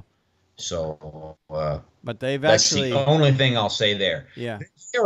They are definitely, if you watch them play, they are still a streaky team. Yeah. They go on surges of momentum, and they surge in momentum, actually, I think, better than the Pittsburgh Penguins. They surge. They can score 2 or 3 goals. They can shut it down on the defensive side of it, and they play great in the neutral zone. They have a very good forecheck. Yep. They play very well, and then it's like lackluster. It's like they're skating through marshmallows. They can't seem to get it going, and they slow down, and it's a mental block, and and then they come back, and that's at least my observation. So that's going to probably continue through the rest of the season. They're a young team, and they're learning. Yeah, but they beat, of course, they beat the Rangers 4-0. They beat the Islanders 5-0 before that, and they beat Dallas 4-1. That's their last 3 games they've given up. They've scored 13 goals. They've allowed 1 in their last 3 games. So right. That's pretty scary. And Pittsburgh, I wanted to note too, is starting to look like Pittsburgh again, which is Right. which is scary too.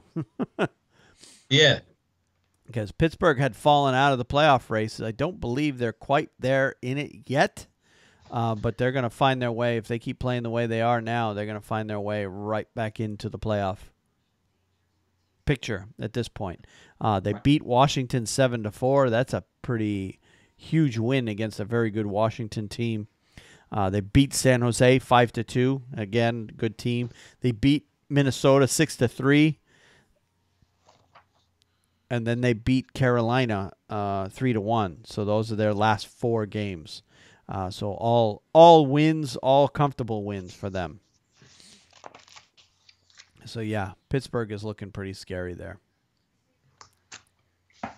So and LA continues to drop. I know you didn't mention them in the power rankings, but LA is kind of falling like a rock right now. Yeah, but they're still in a position to move back into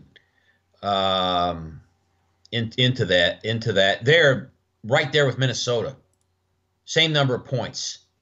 Yeah, they're 9 or 10 in the Pacific, but you're right. They're not performing like they were.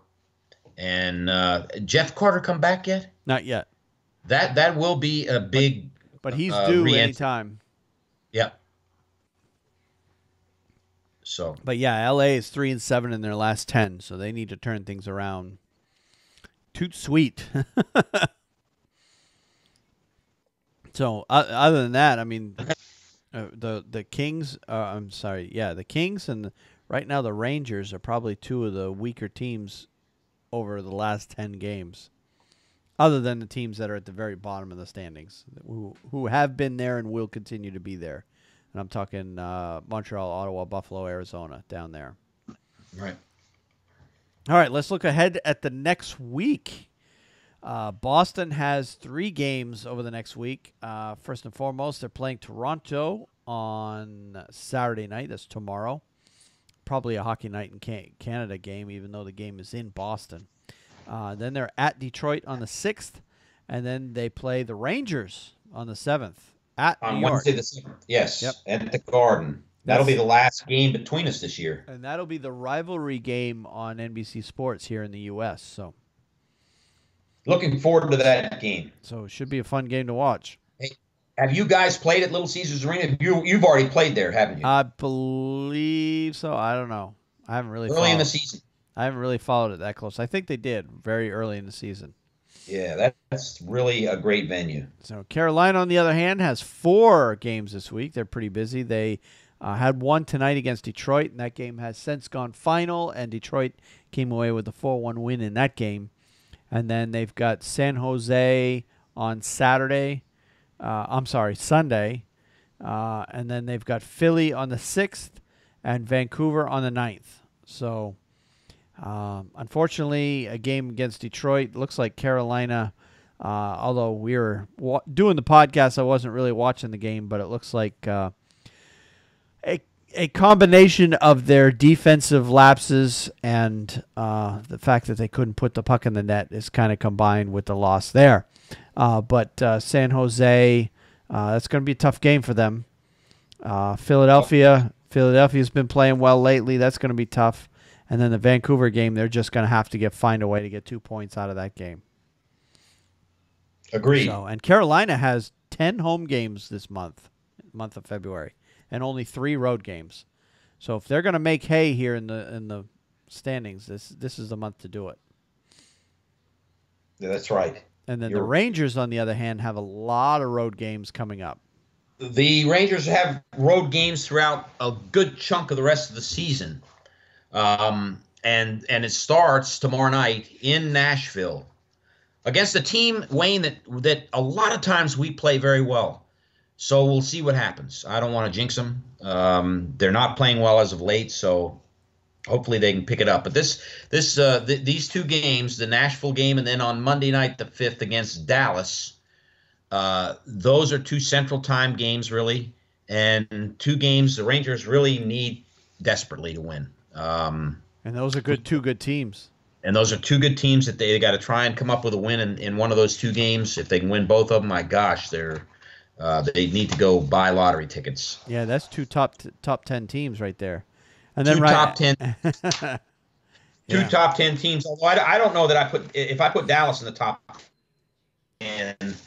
Well, they're close. I don't think I did. I got Dallas at 13. Yeah. Yeah. And then they turned right around and played Boston, who went 18 games and got a point in it. So, it doesn't let up. It's a tough week. Yep. And finally, they closed that out back at home at the Garden against Boston Wednesday night, and then against the Calgary Flames on Friday night. So a game I feel a little more comfortable about. But yeah, and Calgary's had their moments. They went on a run here. Didn't they have like an 8-game win streak for a while there? But they've been sputtering of late though. Right. We'll see how that goes. They actually played at Lasker Rink the last time they came to New York. That's right. They had a practice at Lasker Rink. So they like going to New York City. And, of course, who doesn't? Most teams like go to Madison Square Garden and whoop up on the Rangers. So we'll see what happens. Yeah. And then as far as the rest of the league is concerned, of course, Saturday night, Tuesday night, and Thursday night continue to be your best nights to watch if you want to watch a bunch of games, because the rest of the nights there's only 3 or 4 games each night. But next Friday night, for some reason, Fridays are usually a slow night, but there's 8 games next Friday.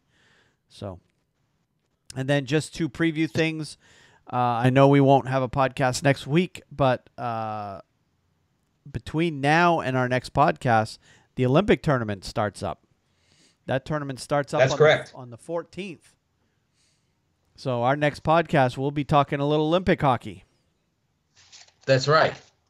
And it might be the 14th, Wayne, when we have that podcast. Could be. Depends on how things work when I get back down south. So work schedules, yes. Yep. All right. So that wraps things up around the NHL. Let's move on to our minor league hockey minute. And let's see. I guess we'll start with mine since we've been talking All-Stars a lot tonight. Of course, the American Hockey League and the East Coast Hockey League have their own little All-Star shindig. And those happen pretty much over the past couple of weeks. I think the AHL was the same time as the NHL. And then I think the ECHL did theirs like a week earlier. Right. But the Rochester Americans, rookie C.J. Smith, scored the only goal of the championship game as the North Division captured the 2018 AHL All-Star Challenge title with a 1-0 win over the Pacific Division at the Adirondack Bank Center at Utica Memorial Auditorium on Monday night. The AHL All-Star Challenge is a round-robin tournament among the league's 4 divisions, played 3-on-3. The first 6 games are 10 minutes in length, followed by the 6-minute championship final. Down by 3 goals with less than 3 minutes remaining in the final preliminary contest, North Division rallied for a 4-3 win over the Atlantic Division to earn a berth in the championship. Smith finished the night with 3 goals and 2 assists, earning 2018 All-Star Challenge Most Valuable Player honors. Syracuse Crunch rookie Mitchell Stevens had 2 goals and 3 assists. Belleville Senators forward Gabriel Gagne tallied a goal and 3 assists, and Utica Comets forward Reed Boucher scored 3 times on the night for the North Division, which is also led by the goaltending of Rochester's Linus Ullmark and Utica's Thatcher Demko. The Pacific Division was paced offensively by Tucson Roadrunners rookies Nick Merkley and Kyle Kobianco, while Stockton's Rasmus Anderson and San Antonio's Rocco Grimaldi notched 5 points apiece. Charlotte's Valentin Zykov tallied 5 assists, while the Checkers teammate Warren Fogle and Hershey's Chris Bork, Ray Bork's son, each recorded 4 points for the Atlantic Division. Grand Rapids' Matt Laredo, Chicago's TJ Tynan, and Rockford's Carl Dahlstrom tallied 3 points each for the Central Division. So kudos to all those players that we just mentioned. Yes, sir. And this tournament took on a little bit different approach, though, than the NHL. The NHL just takes 2 teams, puts them together, they play a game, the other 2 play, and then there's a championship game. Well, this one had essentially 7 mini games in it. So they had a round robin. So each division played every other division once, and then the top 2 teams left faced off in the championship. So kind of a different take on that. So that is neat. 6 shortened games. So 6 little 10-minute games. So right. Wonder if we'll see that end up in the NHL anytime soon. And then, in a related note, the ECHL had their All-Star. They follow the same format as the NHL in that they just take the 4 divisions, divide them up, and 2 of them, they have 2 games against each other, and then the 2 winners play in a championship. And the Mountain Division beat the South Division 6-5 in a shootout in the championship game of that All-Star Classic. And where was that held, Wayne? Did you? That was held at, let's see, Indianapolis. Okay. Very good. Yep. Because I know the AHL was in Utica.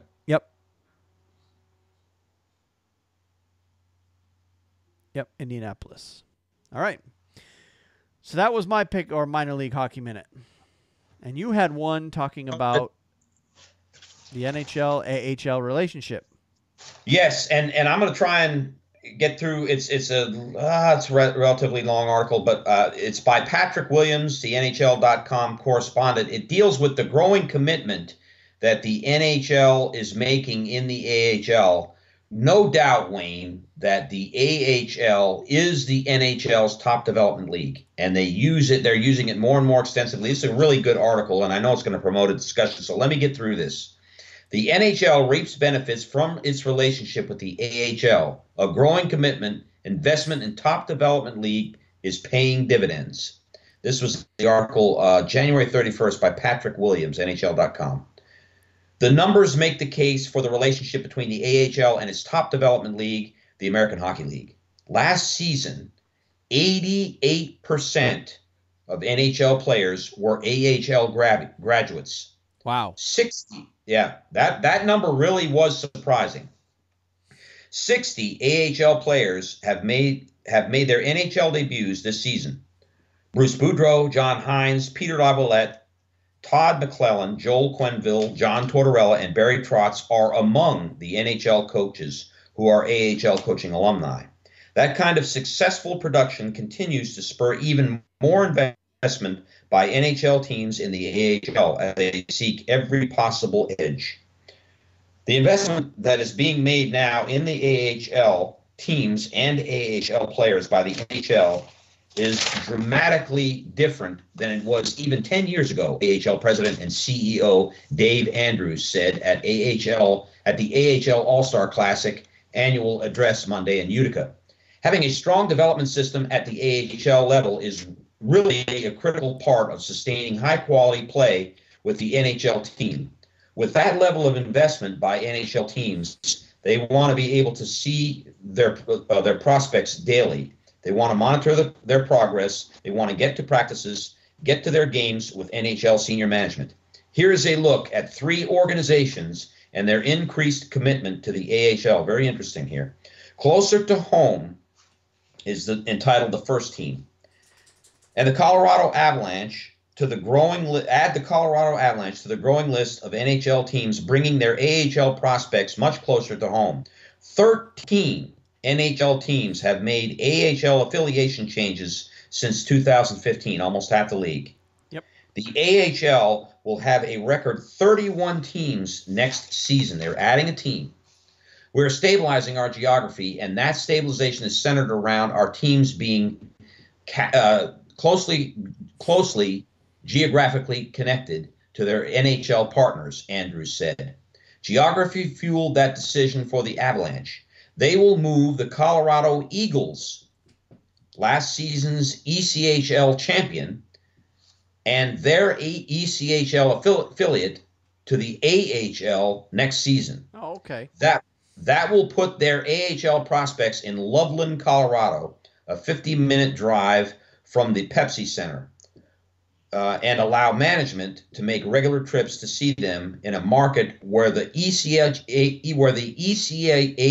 team plays to 94.8% capacity. Wow. The fact that they won, the fact that they won the ECHL championship last season plays heavily into that. But that's amazing. 95% capacity. That's not bad for a minor league team.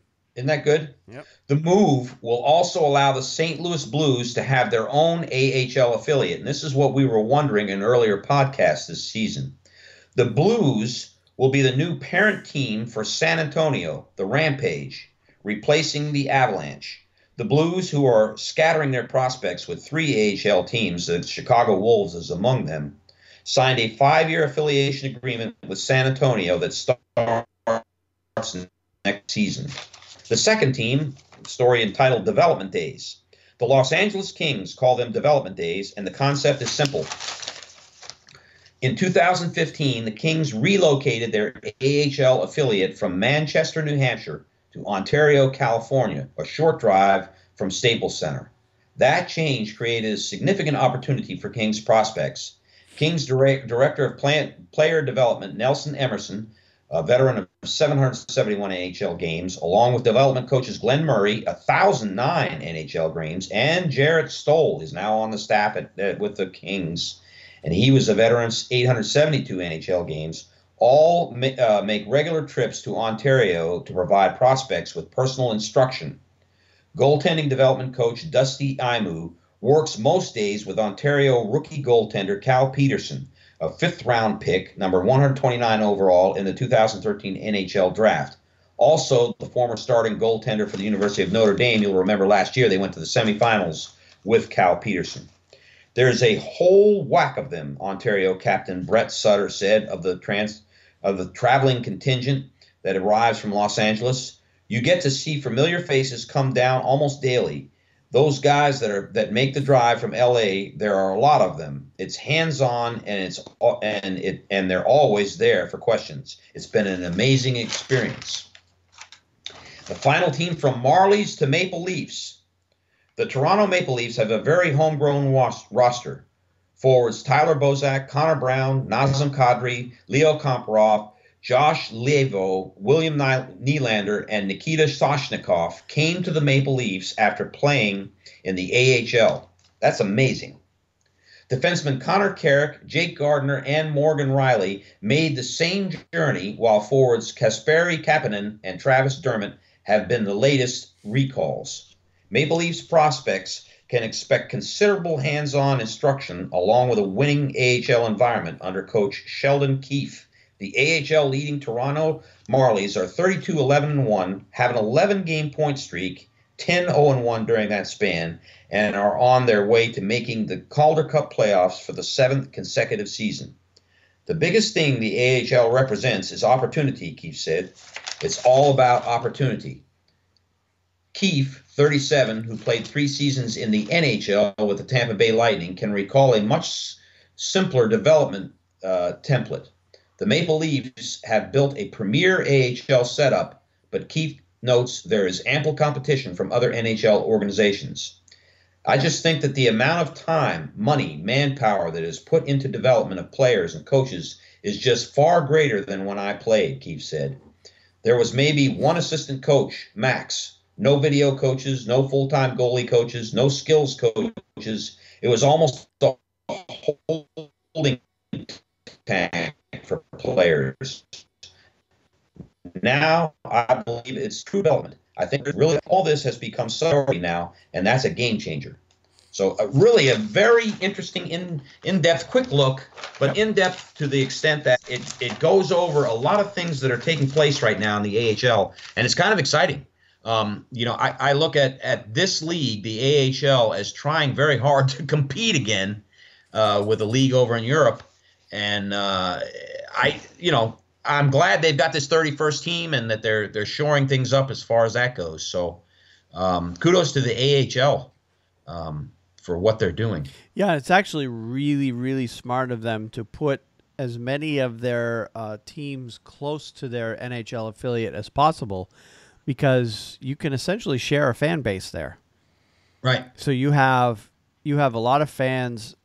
A lot of fans complain about the prices of NHL tickets across the board around the league because it's quite frankly it's not cheap to go to a game. It's it's bad enough to go for just one person, but to take an entire family and feed them and drinks and hot dogs and all that stuff, you're gonna for a family of 4, you're gonna shell out $250 just, and that's for upper bowl. Right. You can go to an American Hockey League game for. You could probably keep it under $100, and you can feed them quite nicely and sit pretty close to the ice. And have poutine in Charlotte. And have poutine if you're in Charlotte. I'm sure most of the other rinks have it as well. But, yeah, I mean, and you're seeing a lot of the players. Like, for example, when I went to the Vegas Golden Knights versus Carolina Hurricanes game there recently,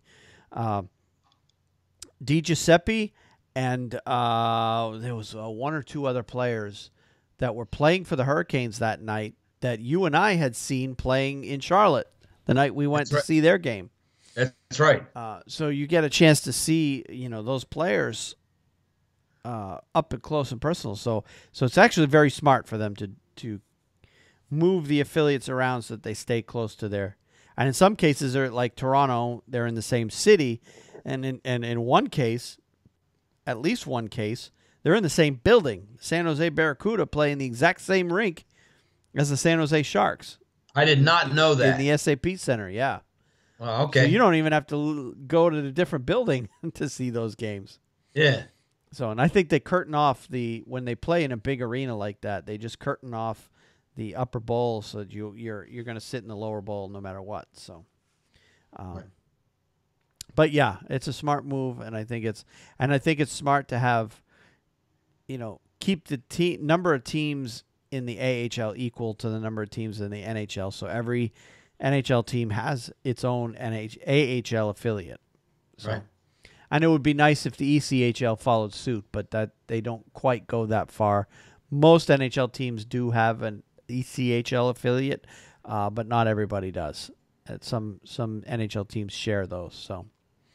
Because you don't see a lot, other than goaltenders, you see a lot with goalies, but you don't see a lot of players that end up in the ECHL that end up going to the NHL. It doesn't happen very often. It's a big jump. Right. But for goalies, it's not that unusual because the NHL wants their goalie prospects to be playing as much as possible. So it's not unusual to see if you have all your goalies, say you got 8 goalies in your system, top to bottom, 8 goalies throughout, all levels. Right. It's not unusual to have the top 3, have one of them in the NHL, have number 2 be in the AHL, and number 3 in the ECHL. And your number 4 guy is very likely to be your NHL backup. They're not playing many games. So, they want their goalie prospects playing games, not sitting on the bench. So it's actually pretty common for that be the case. So yeah, it is common to see goaltenders go all the way down the ECHL and then work their way up to the big team. But players, not so much. It's a big jump for them. All right, let's move on to the College Hockey Minute then. We're going to talk some NCAA. Of course, starting with Maine. They had 2 games at UMass Amherst last week. Won them both, 3-2, both nights. So they're now 8-6-3 in Hockey East. They're still in 6th place. And they're now 14-9-4 overall. And they moved up from 25th to 21st in the pairwise. So they're still outside that bubble in terms of getting an at-large bid for the NCAA tournament, but they're still trending upward. We'll put it that way. This week, they have 2 games at home versus Merrimack. Merrimack is currently 47th in the pairwise, so in my mind, those are must-wins for Maine, and I haven't checked.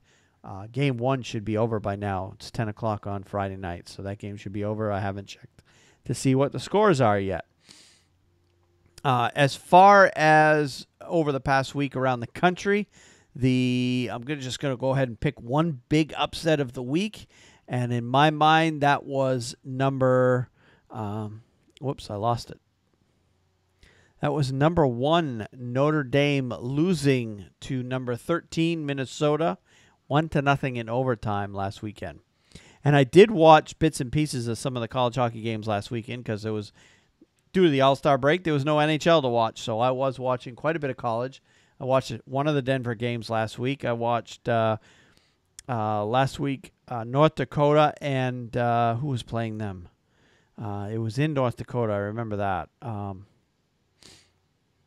North Dakota and Denver. Oh, yeah, duh. North Dakota, Denver. That was a fun game to watch. Yeah. That one got pretty heated, too. There was a lot of, I wouldn't say outright fights because you get ejected for fighting in college hockey. But, you know, there were definitely everything right up to, but just coming just short of fighting going on in that game. So it was fun to watch. 2 very highly ranked teams going at it. Yeah. All right. As far as upcoming games this week that are between highly ranked teams, number 2 Notre Dame is playing number 17 Penn State. Number 18 Wisconsin is at number 20 Michigan. Number 9 Minnesota Duluth is at number 4 Denver. In fact, I've got that game on right now above my head. And number 15 Western Michigan is playing unranked Miami. Number 13 Nebraska Omaha is at number 6 St. Cloud State. By the way, Notre Dame did beat Penn State 5-3. They did. Yep. Yeah, Big Ten is quickly becoming a very powerful conference in college hockey. Big Ten didn't exist a few years ago. Yeah. In terms of college hockey. But it's a small conference, but it's a powerful one. They've only got 6 teams. But all 6, last week all 6 were ranked. This week, Michigan State has fallen out of the rankings. So they're having bad news all around at that school. Let's see. Number 9, Minnesota Duluth, and number 4, Denver again. I guess that's it for this week. So looks like I'm watching the best game of the week right now. Oh, number 16, Boston College does play number 11, Northeastern, but not till Monday. Yeah. Which is unusual to have a midweek game. Oh, it's the Bean Pot. Oh, that Bean Pot's coming up. That's right. The Bean Pot is coming up. Yep. That is a great tournament. If you don't know what the Bean Pot is, you've got to treat yourself to some Bean Pot hockey. That tournament's been going on, God, it's got to be 60, 65 years, somewhere around there. It always pits the same 4 schools against each other. They're all Boston schools, hence the Bean Pot, because Boston is known as Beantown, known for their baked beans. Boston College, Northeastern, Boston University, and Harvard are the 4 schools that compete for the Bean Pot every year. And Boston College and Boston University have won about 90% of the Bean Pots. Northeastern and Harvard have very, very, very, very few between them. But it's always a fun tournament to watch. And in a lot of ways, if you talk to a lot of the players, they put the Bean Pot higher up in priority than the Hockey East Conference tournament. Most of them do. Yeah. They don't quite put it as high as the NCAA tournament, but the Bean Pot is definitely the number. In terms of desire to win this tournament, Bean Pot is always, in their minds, number 2 to the NCAA tournament. And the Hockey East is a distant third. So, well, of course, Harvard's not even in Hockey East. They're in the ECAC. When does that start, the Bean Pot? That starts Monday night. Wow. First game's at 5. Second game is at 8. Both games being broadcast live on NESN, if you have that, New England Sports Network. Of course, the games take place every year at TD Garden, where the Boston Bruins play. So I am definitely going to watch that. That's a couple of days before we head out for Maine. And then the championship game will be the following week. They used to have it on the weekend. Years ago when I was growing up, that tournament basically took the place of regular season. Now they're doing it in addition to. So they've scheduled Bean Pot 1 week. They have the semifinal games, and then the next week the championship. rather than scheduling the entire tournament over the course of one weekend. So the scheduling's changed over the years, but the same 4 teams are still participating, and it's probably one of the most tradition-rich mini tournaments in college hockey. All right, let's move on to our picks of the week. Oh, before we do that, I got to update the pairwise, don't I? Pairwise rankings this week. 16 is Michigan. 15 is Penn State. 14 Northeastern. 13 Western Michigan. Tied at 11 is North Dakota and Minnesota. Number 10, Minnesota Duluth. Number 9, Providence. 8 is Omaha. 7 is Minnesota State. 6, Ohio State. Tied for 4th is Clarkson and Denver. Number 3 is St. Cloud State. Number 2, actually tied at 1st in the pairwise rankings, is Notre Dame and Cornell. Yeah. So Notre Dame now at 20 wins on the season. First college team to make it to the 20-win plateau. So that alone should get them into the tournament, even if they lose the rest of their games. Usually if you get 20 wins, you're pretty much in. All right, now let's move on to the picks of the week. You want to talk about Travis Roy, and I'm going to talk about Sidney Crosby. So why don't I get mine out of the way, because yours sounds pretty inspiring. So mine is about Sidney Crosby, and I don't know if you saw this article, but it's an article I found on NHL.com, and with in mind that I'm heading up north to go play in an outdoor tournament, I thought this article fit nicely in with that theme.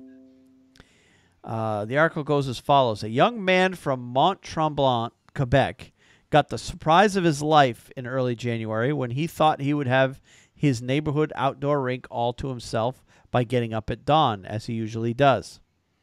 On the morning of January 9th, Guillaume Ouimet was surprised to find he had a playmate, and not just any playmate. In a story published in the Montreal Daily La Presse Plus on Wednesday, Ouimet said Pittsburgh Penguins captain Sidney Crosby showed up to get his skate on. Immediately recognized him from a distance, Ouimet told La Presse Plus. I was stunned. The next thing I knew, I was introducing myself. The Penguins were off for 5 days. They were on their bye week. And Crosby took advantage of the break to spend some time with his girlfriend in the Mont-Tremblant area. It seems the kid will find a rink wherever he goes. Crosby laced up his skates in a snowbank beside the rink and worked out for more than an hour with the 19-year-old Quebecer who plays junior AA hockey. Ever the perfectionist, Crosby twice put off leaving the rink in order to practice getting out of the left corner without being held back. The two new rink pals made their way to the local arena, where Ouimet showed Crosby the dressing room used by his team, the Mont-Tremblant Diables. Ouimet told La Presse Plus that he had trouble getting anyone to believe him when he returned home and told his incredible story to his family and friends. It was only 2 days later, when he received photos taken by Crosby's girlfriend, that he was able to prove to everyone that he had truly experienced a dream morning. So, short and sweet, but what an incredible, an incredible story.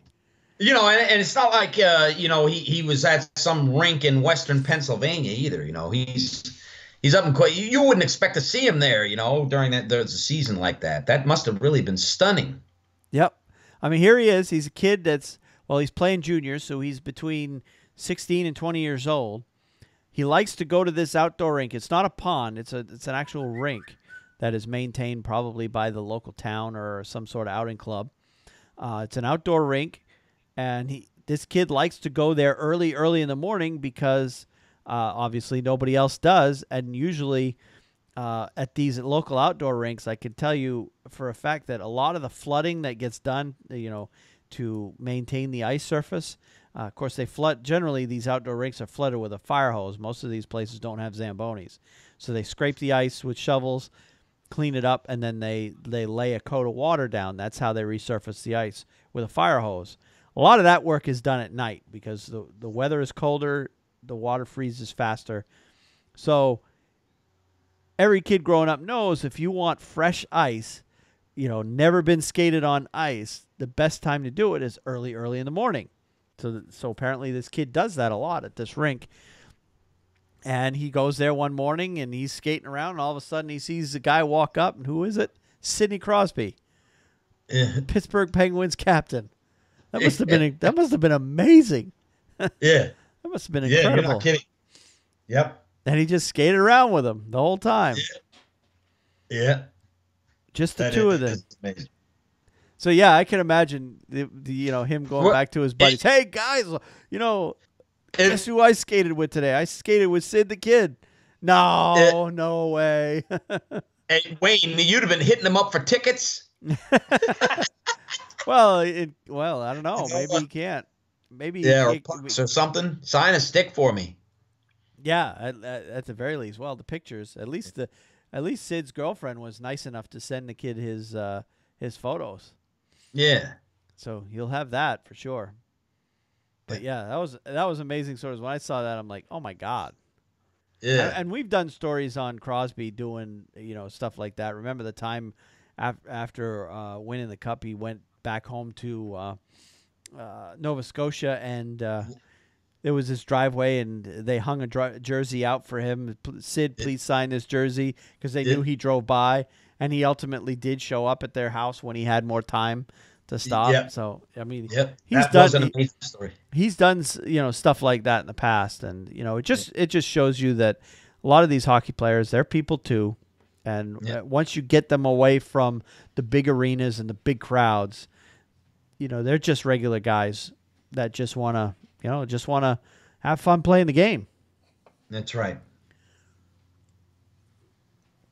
So I'm curious to see what former NHL players I'll be running into over the next couple of weeks. You got to text me if you do. I guarantee you there'll be at least a few former Maine Black Bears there, and possibly former Portland Pirates, because they have been known to play in this tournament in the past. Hopefully not in my division, but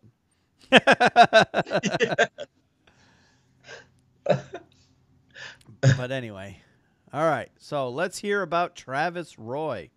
Well, most people, Wayne, that follows talking about somebody who loves the game of hockey. I watched the Rangers game last night, and in between the second and third periods, they had Travis Roy on as their guest, and it was really, once again, very inspiring to hear him speak about hockey and what he's done as far as dedicating his life to helping people with spinal cord injuries. It was really something. And of course, that article and what happened last night kind of inspired me to write about him today. But the article, which you can find on NHL.com, is entitled "Travis Roy Dedicated to Changing Lives." The smells and sights of hockey are not always easy for Travis Roy. Pucks dropping to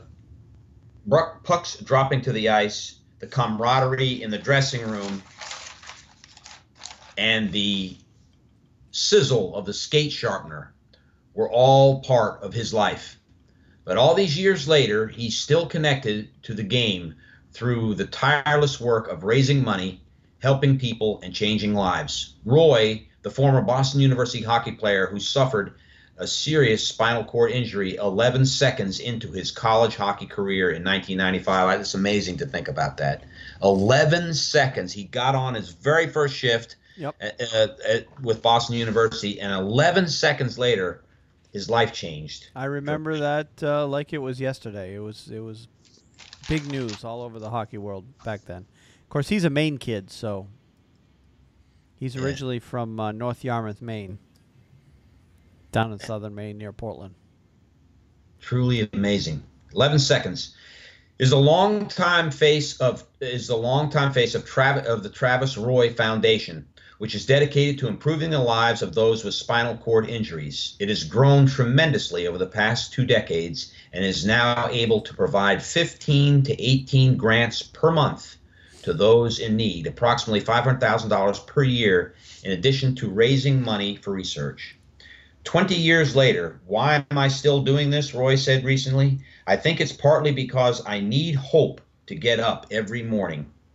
selfishly. And for me, that hope is supported and becomes a little bit more tangible through the funding of research.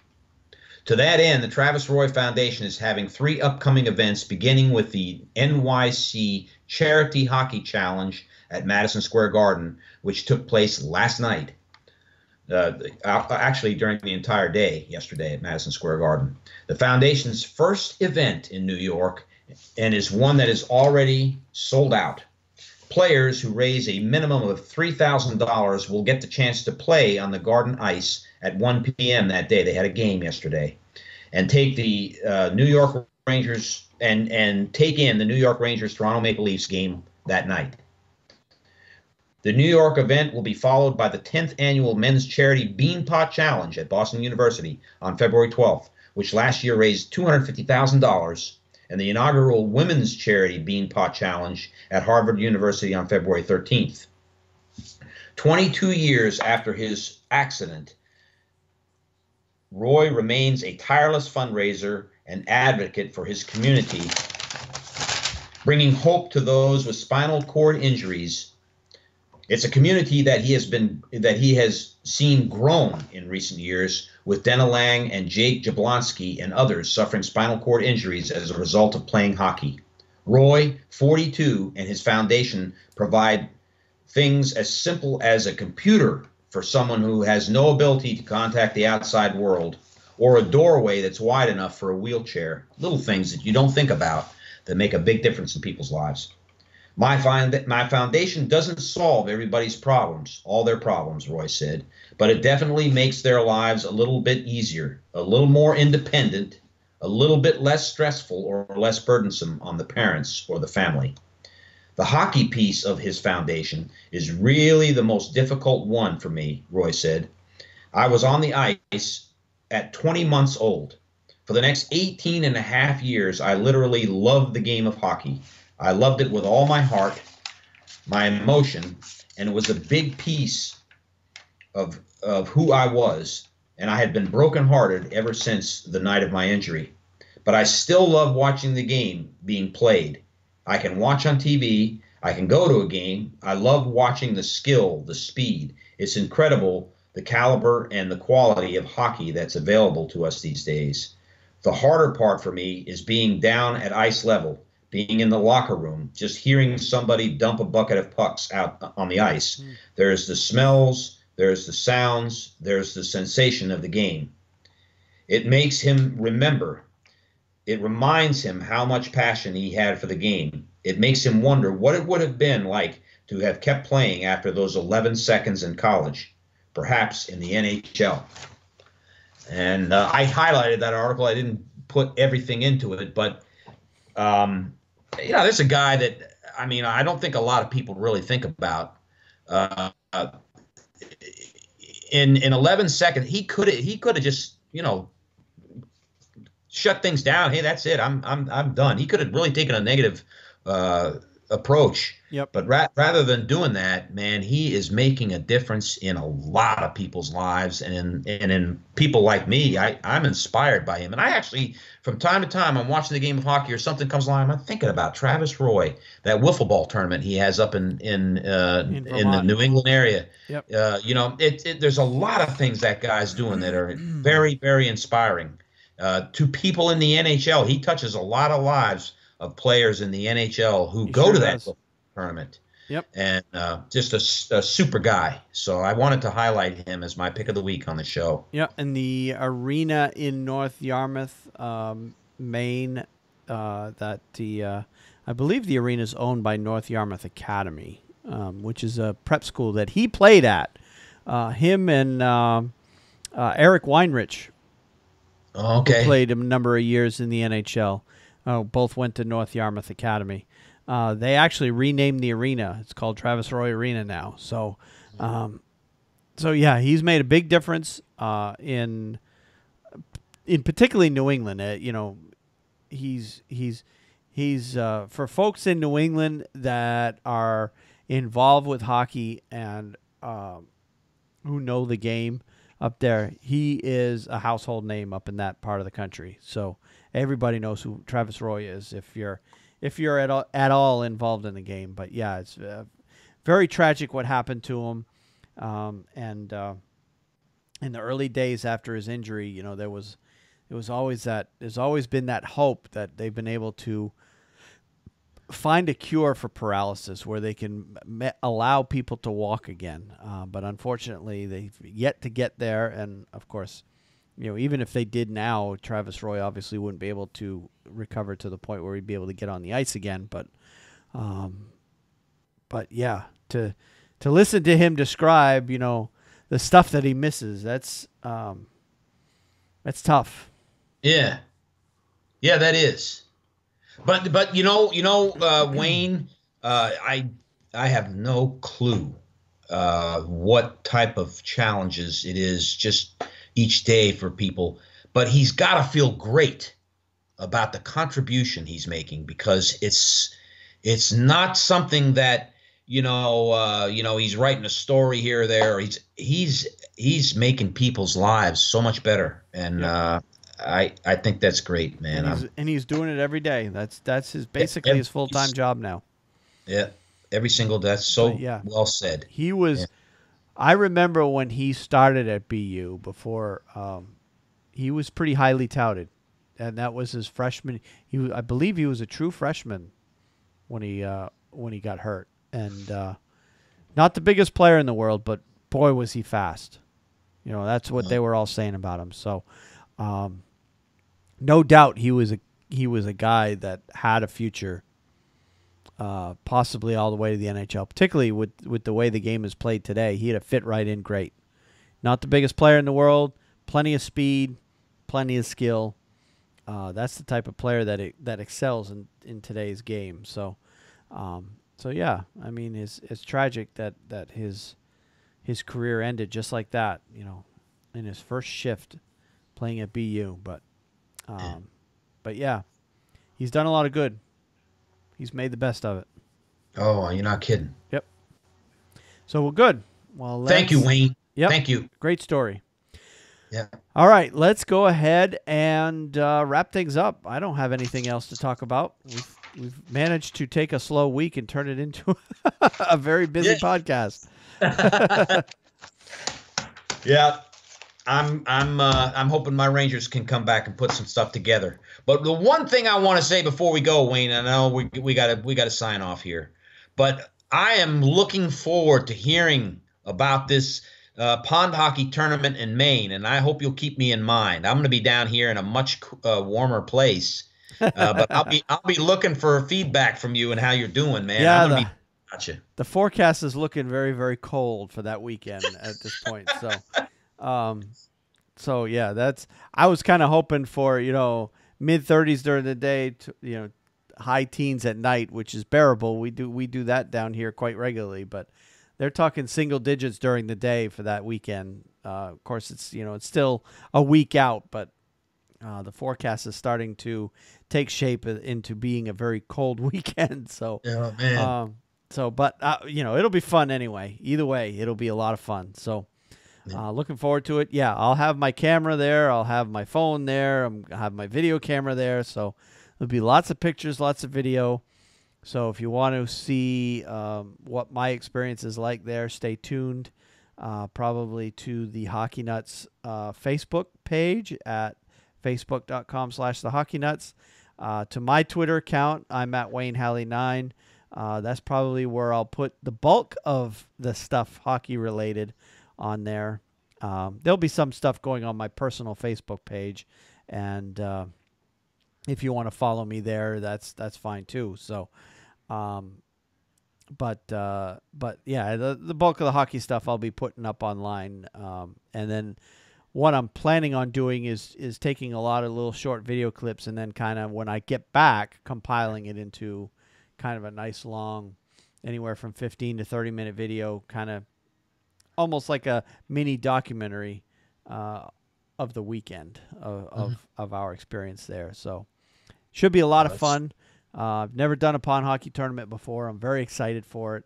And for that reason, we won't be, because it's next weekend, I'll be gone for 6 days. It's a day of travel, a day of rest, 3 days of hockey, and then a day of travel back home. So, very busy weekend. Yeah. Yeah.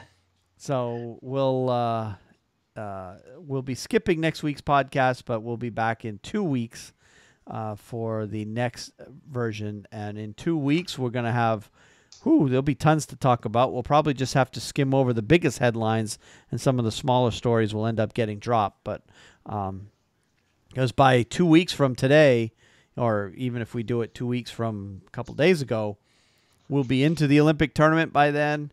There'll be a lot of trade rumors going on. There'll probably be a bunch of trades already taking place, because some GMs don't like to wait till the last minute to do their moves. And, there'll be a lot of stuff to talk about when we get back. Yeah. So, Yeah. And playoff races will probably a little bit more clear than they are now. Right. There'll be a lot. Yeah.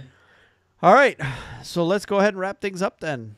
And Sounds good, Wayne. until Good luck next to you. week, we'll have a fun time, and we'll see you in 2 weeks.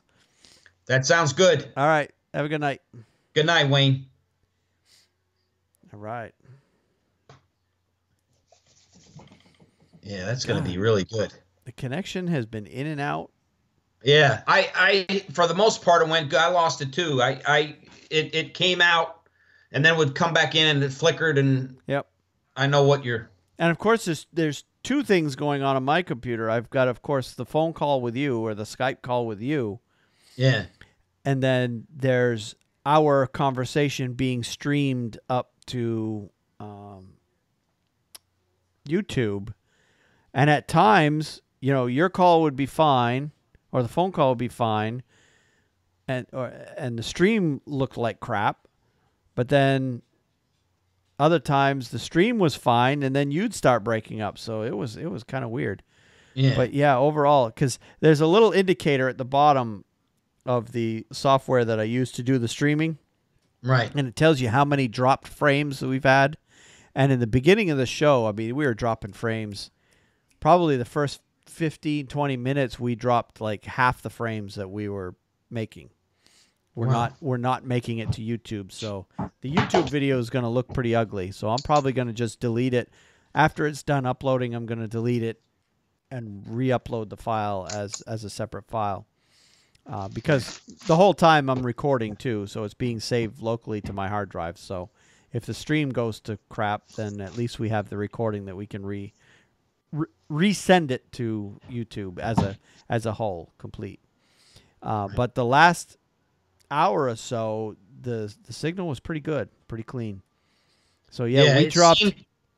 It seemed to be like, how it is where I'm talking to you and I can hear your voice and I'm getting the whole message, but the video is kind of, bits and pieces, and then it comes in clear. Yeah. And yeah. Yep. So then, so in all, we dropped over 18,000 frames, which is 7.1% of the recording. Didn't make it to YouTube. Wow. And of course, along with the how many drop frames, it shows you how long you've been on, and then it shows your computer performance, whether or not your computer is struggling, and that hasn't been the case. My computer is more than powerful enough to handle this. And then there's like a colored box that changes color. When your stream is going good, it's green, and then it turns to yellow or red if the stream is struggling. So, oh, okay. That box kept changing colors when in the beginning of the show, but it's looking a lot better now. Well, yeah, it's 11:15. People aren't watching Netflix so much anymore. That's true. So, all right. Well, I'll let you go. I probably won't edit this till the morning.